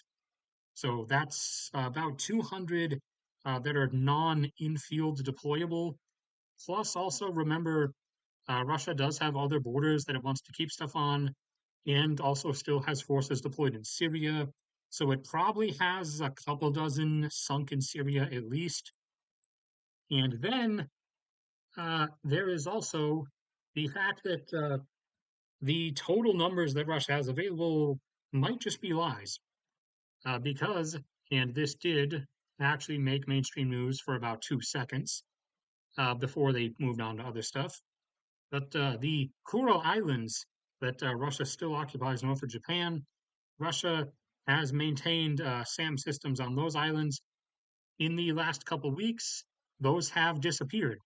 They've been moved off of those islands, so they've been moved elsewhere somewhere, whether to replace uh, SAM systems on some other border who were then moved into Ukraine, or whether they themselves were taken straight to Ukraine. I don't know, but that kind of is a bit telling, or at least it should be, that they don't actually have available what they're claiming they have available. They're at 45 Ka-52 attack helicopters downed at this point out of about 130, and they can make about 12 a year in theory. And the Ka-52 is supposed to be their answer to the Apache, but it's really kind of crap, just like basically everything that they manufacture. They are up to 2,200 military supply trucks lost at this point, out of a mere 3,000 that they started with. Whereas, for example, the US maintains about 20,000 military supply trucks on hand. But, US and Russia totally on par. Russia is just as good, always has been, totally equal. I mean, look at the video games. They always manage to like take over half the world. But uh, hold on, they have only one operating military truck factory, which has been. We have actually seen it sending out shipments in satellite imagery of about 12 trucks a month.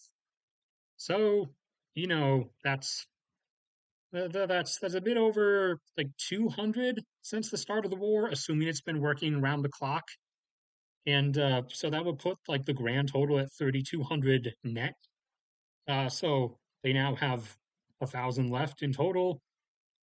And recently, the mass drone attacks I talked about, they lost a number of their strategic airlifters or military cargo planes. Four were taken out in Peskov, and they have also, in the recent weeks, lost several of their strategic bombers in several air bases further inland, like Engels and stuff, that are where stuff was moved to be safe out of Ukrainian strike range. However, it's been proven to be in Ukrainian strike range. So, and those are the basically the only means now that Russia has to launch cruise missiles.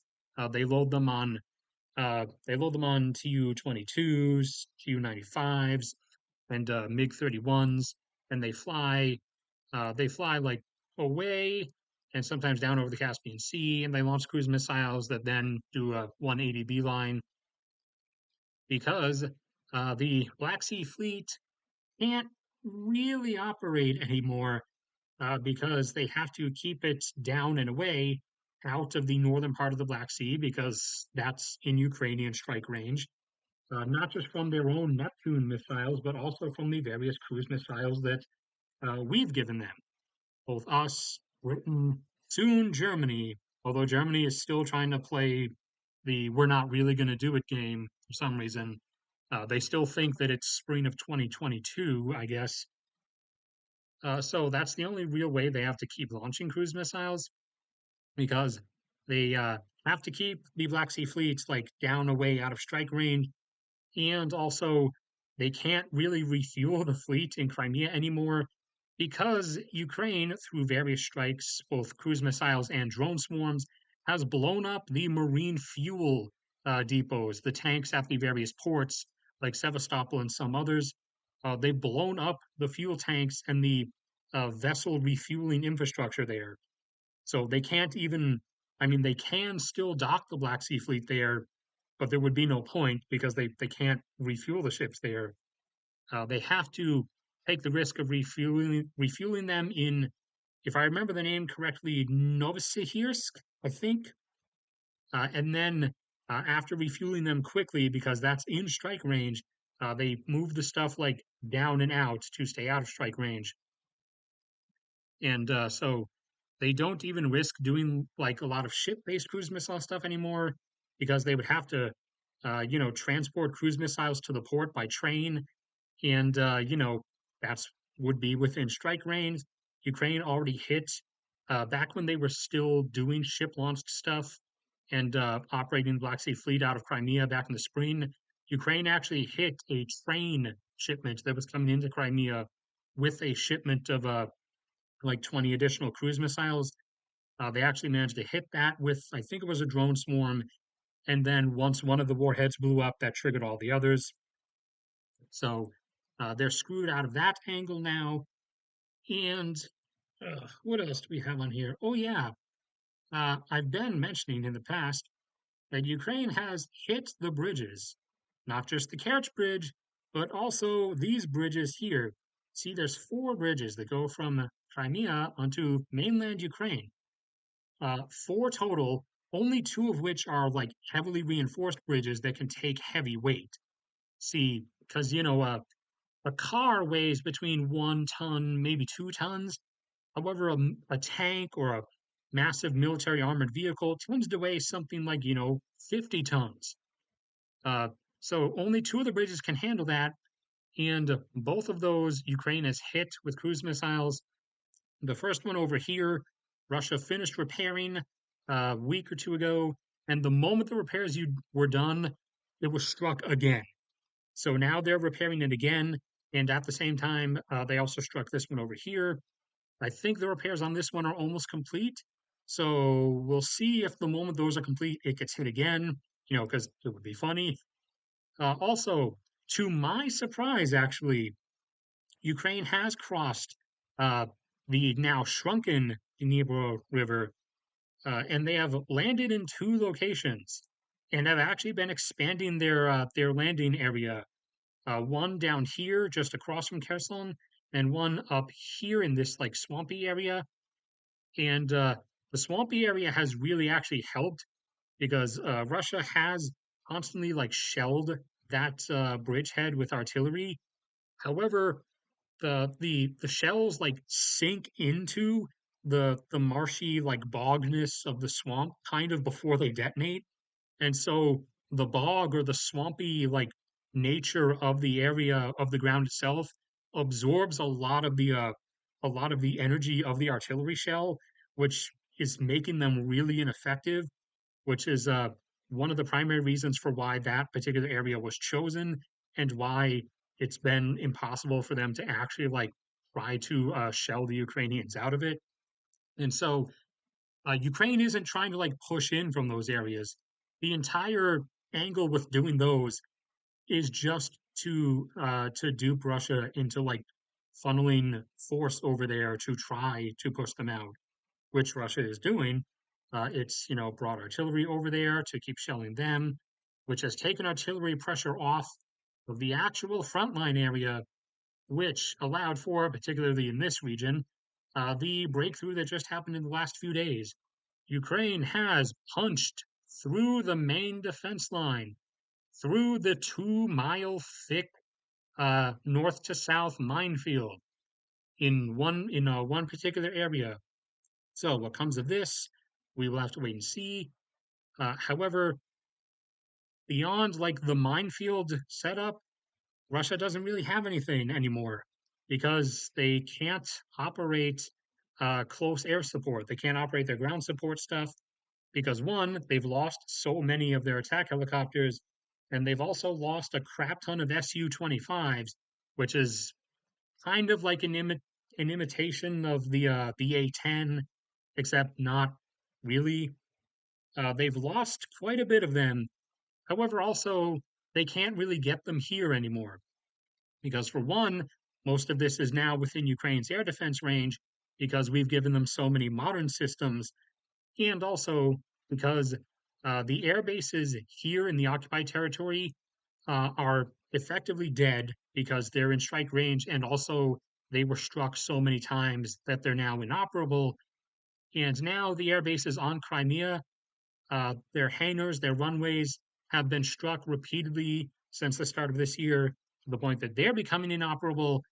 And also, just like the marine fuel tanks, Ukraine has been blowing up the aviation fuel tanks. And also, it's becoming harder and harder to get stuff over there because Ukraine has hit the Kerch Bridge repeatedly. And in absence of the bridge and avoiding the overland route here because that's in strike range, so that's risky. Granted, everything is in strike range now. The only other option Russia had was to ferry stuff over from Rostov via landing vessels, which, if you look on paper, Russia has 18. However, if you read the fine print, remember, they don't teleport. Russia has 18, yes, but only 6 in the Black Sea, and they can't get the others through because they're not allowed through the Bosphorus Strait. And in reality, they don't actually have 6, they have 2, because 4 have been either sunk or too heavily damaged to use anymore since the start of the war. 2 in Berdyansk in that big strike back in April of last year, and then 1 just recently and 1 back in spring. So that leaves only 2 to either take stuff to Crimea or to ferry equipment into Berdyansk, since they can't take stuff over the Crimea route anymore. So uh, that angle is completely screwed for them. So you then had the Belarus angle, which they're not really doing. And you had the near border angle, which they had already moved a lot of stuff away from because it was in Ukraine's striking range. And they moved it to places like Engels and up there in Pskov. However, now it's been proven that Engels and Pskov are not safe to have the stuff in. So they're going to have to move it even farther away, which for close air support vehicles, for stuff that's meant for ground support, for doing like ground run attacks, that's not good because they don't have a long flight range.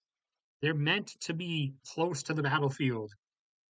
So the only other areas they still have stuff in are Rostov and Volgograd and a bit in Voronezh. So they're only able to really come in from like this angle, since all the other rest of stuff of this is covered by Ukrainian air defense. So if you actually keep track of the stuff daily, like me, you'll have noticed that the Su-25 and Ka-52 shoot downs, all the ones that have happened over the recent months, have almost exclusively been in Donetsk and Luhansk region. None of them have been in like the in this area anymore because they can't get them there anymore. That area is just screwed out. So they can keep striking here, but even that's been risky, hence the shoot downs. So uh, they're really getting choked out of options, and this is going to be interesting to see. So I drew a new map, well, actually multiple maps. Okay, I did not. I forgot I didn't like gray out this thing entirely. So this was like the start. Ignore the different colors. Just consider this is all the same. Everything is operable at the start. Recently, it was proven, or at least earlier this year, that Belgorod was effectively non-operable. Moscow is also in critical danger. Now, it's been increasingly proven that these areas are also non-operable, and thus more SAM systems are going to have to be sunk in there, and also the aircraft are going to be moved elsewhere anyways. And then you have load, please. Okay, thank you. So this is the situational map. Let's zoom in completely. There we go. So this is the, or was the occupied region uh, prior to, I think, May. I'm not sure anymore. All right, so zoom in further. So you've had cutbacks around the Bakhmut area.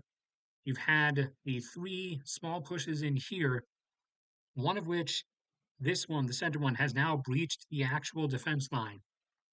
And that was like just yesterday. So we'll see what comes of that in a while.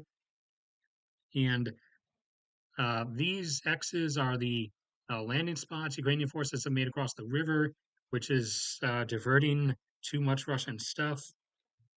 Like the amount of shells they're focusing on trying to kill the handful of guys that are camped on the occupied side of the river is kind of stupid.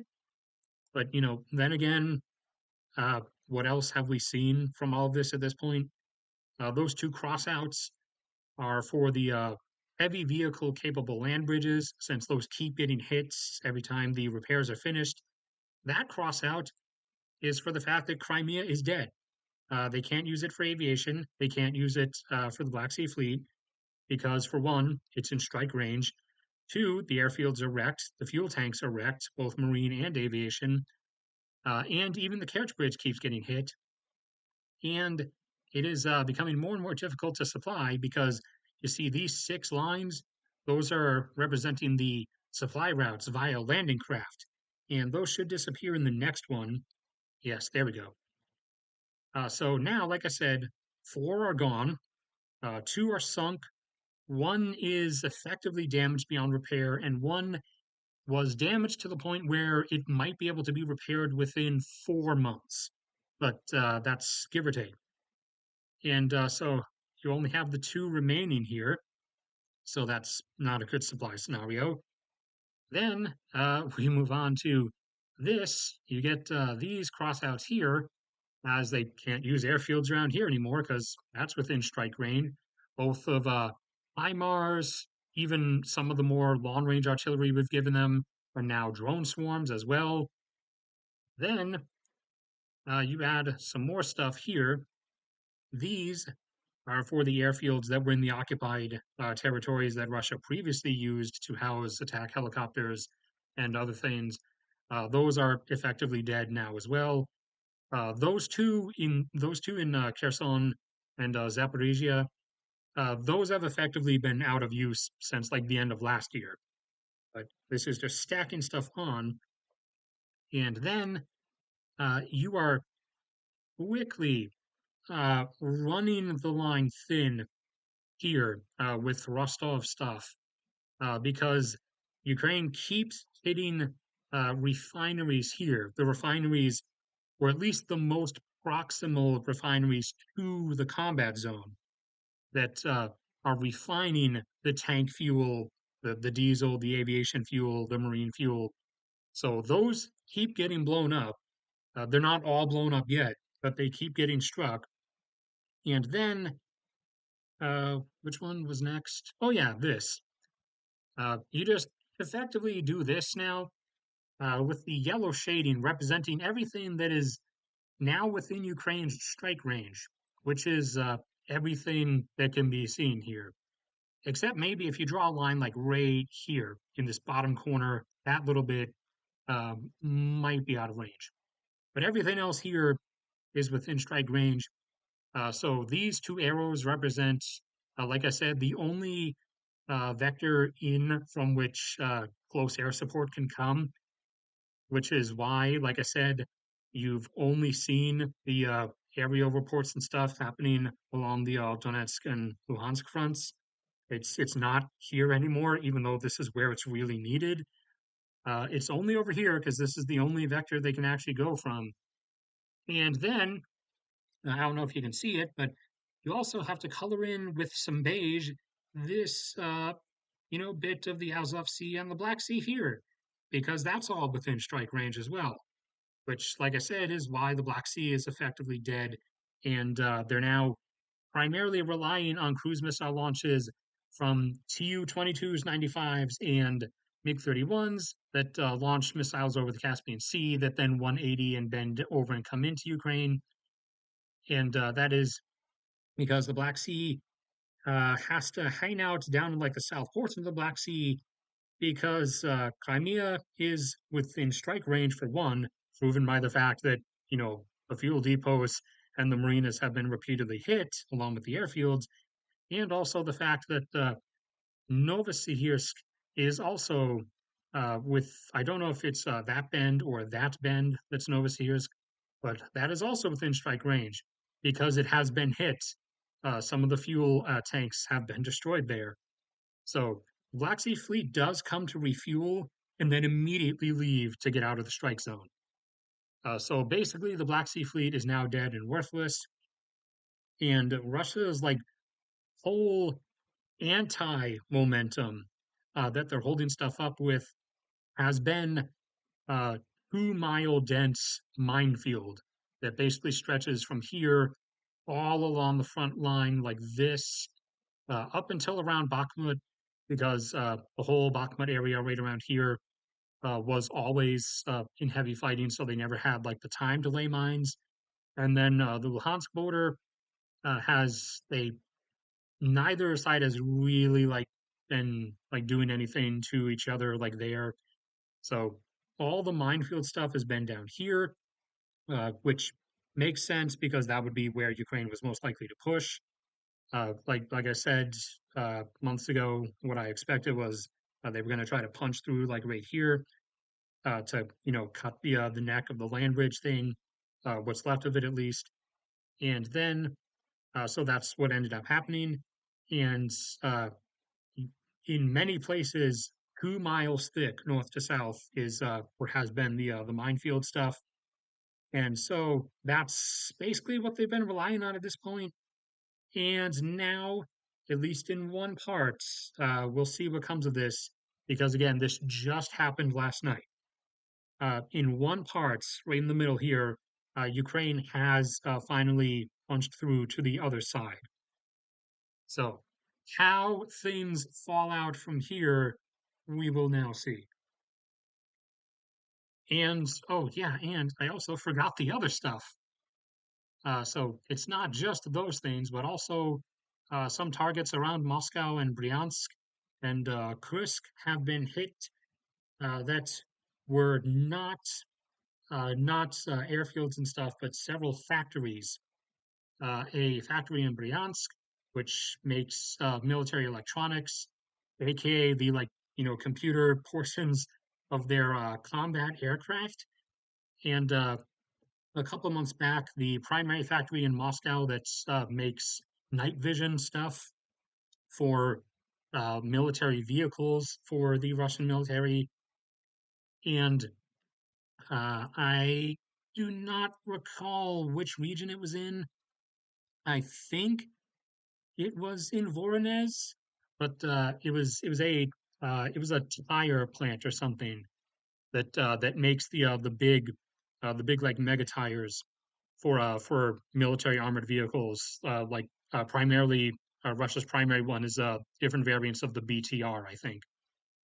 So that was also hit, and so this is entering the grand showing. Ooh, money! Thank you. Uh, Wills, plural, I guess. Are there multiple of you?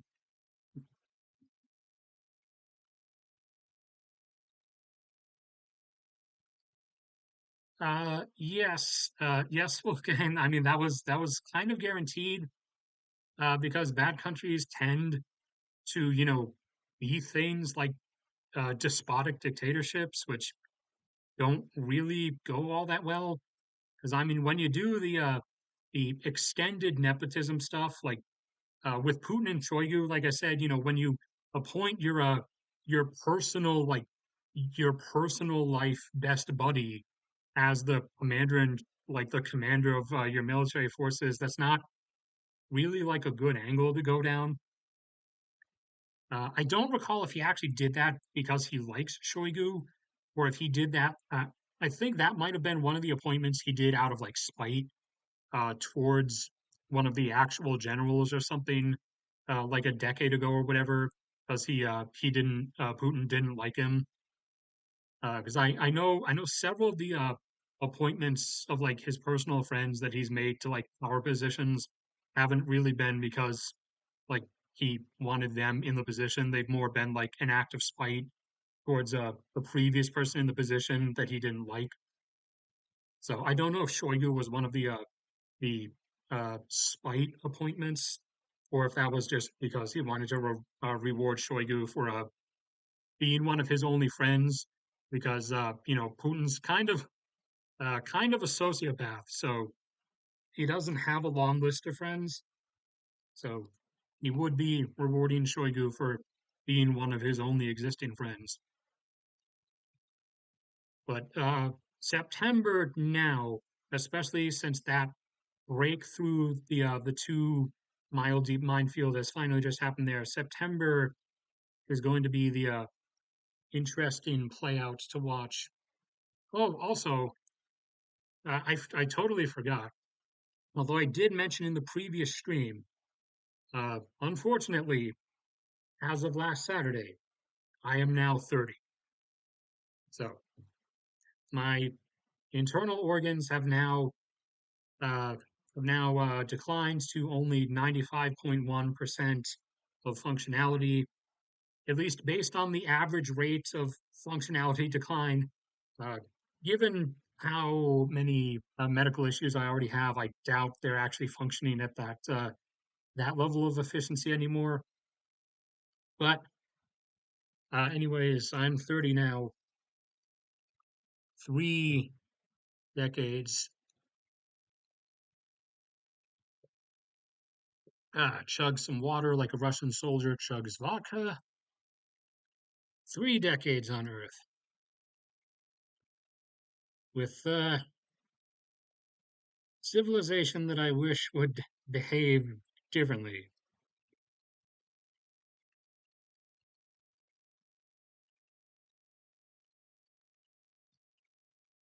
All right, let me see if there's anything else here, like any other small stuff. Otherwise, this is going to probably be it. Who else is here? Oh, wait, other direction. Go back through here and here. All right, was there anything on this page? No. Or yes, but really no. What about this one? Malaysia, Cote d'Ivoire, Mexico, Iraq, Trinidad and Tobago,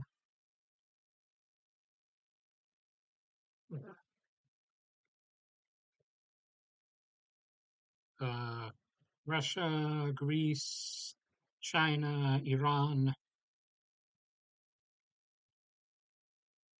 All right, that looks like almost everything. Uh, there are a few more things, but I promised that the stream was only going to be like 2 hours, and probably, yeah, went over, but not by too much, which is rare in my case. All right, so that's going to be the end of this one. So thank you, everybody who showed up. I will try to actually finally uh, finish editing that most efficient jet airliners, the most fuel efficient jet airliners video, and then all the normal stuff will be coming as we roll into September with all the new data releases and stuff, assuming the data gets released on time, which I have no control over. But that's going to be it for this one. So thanks.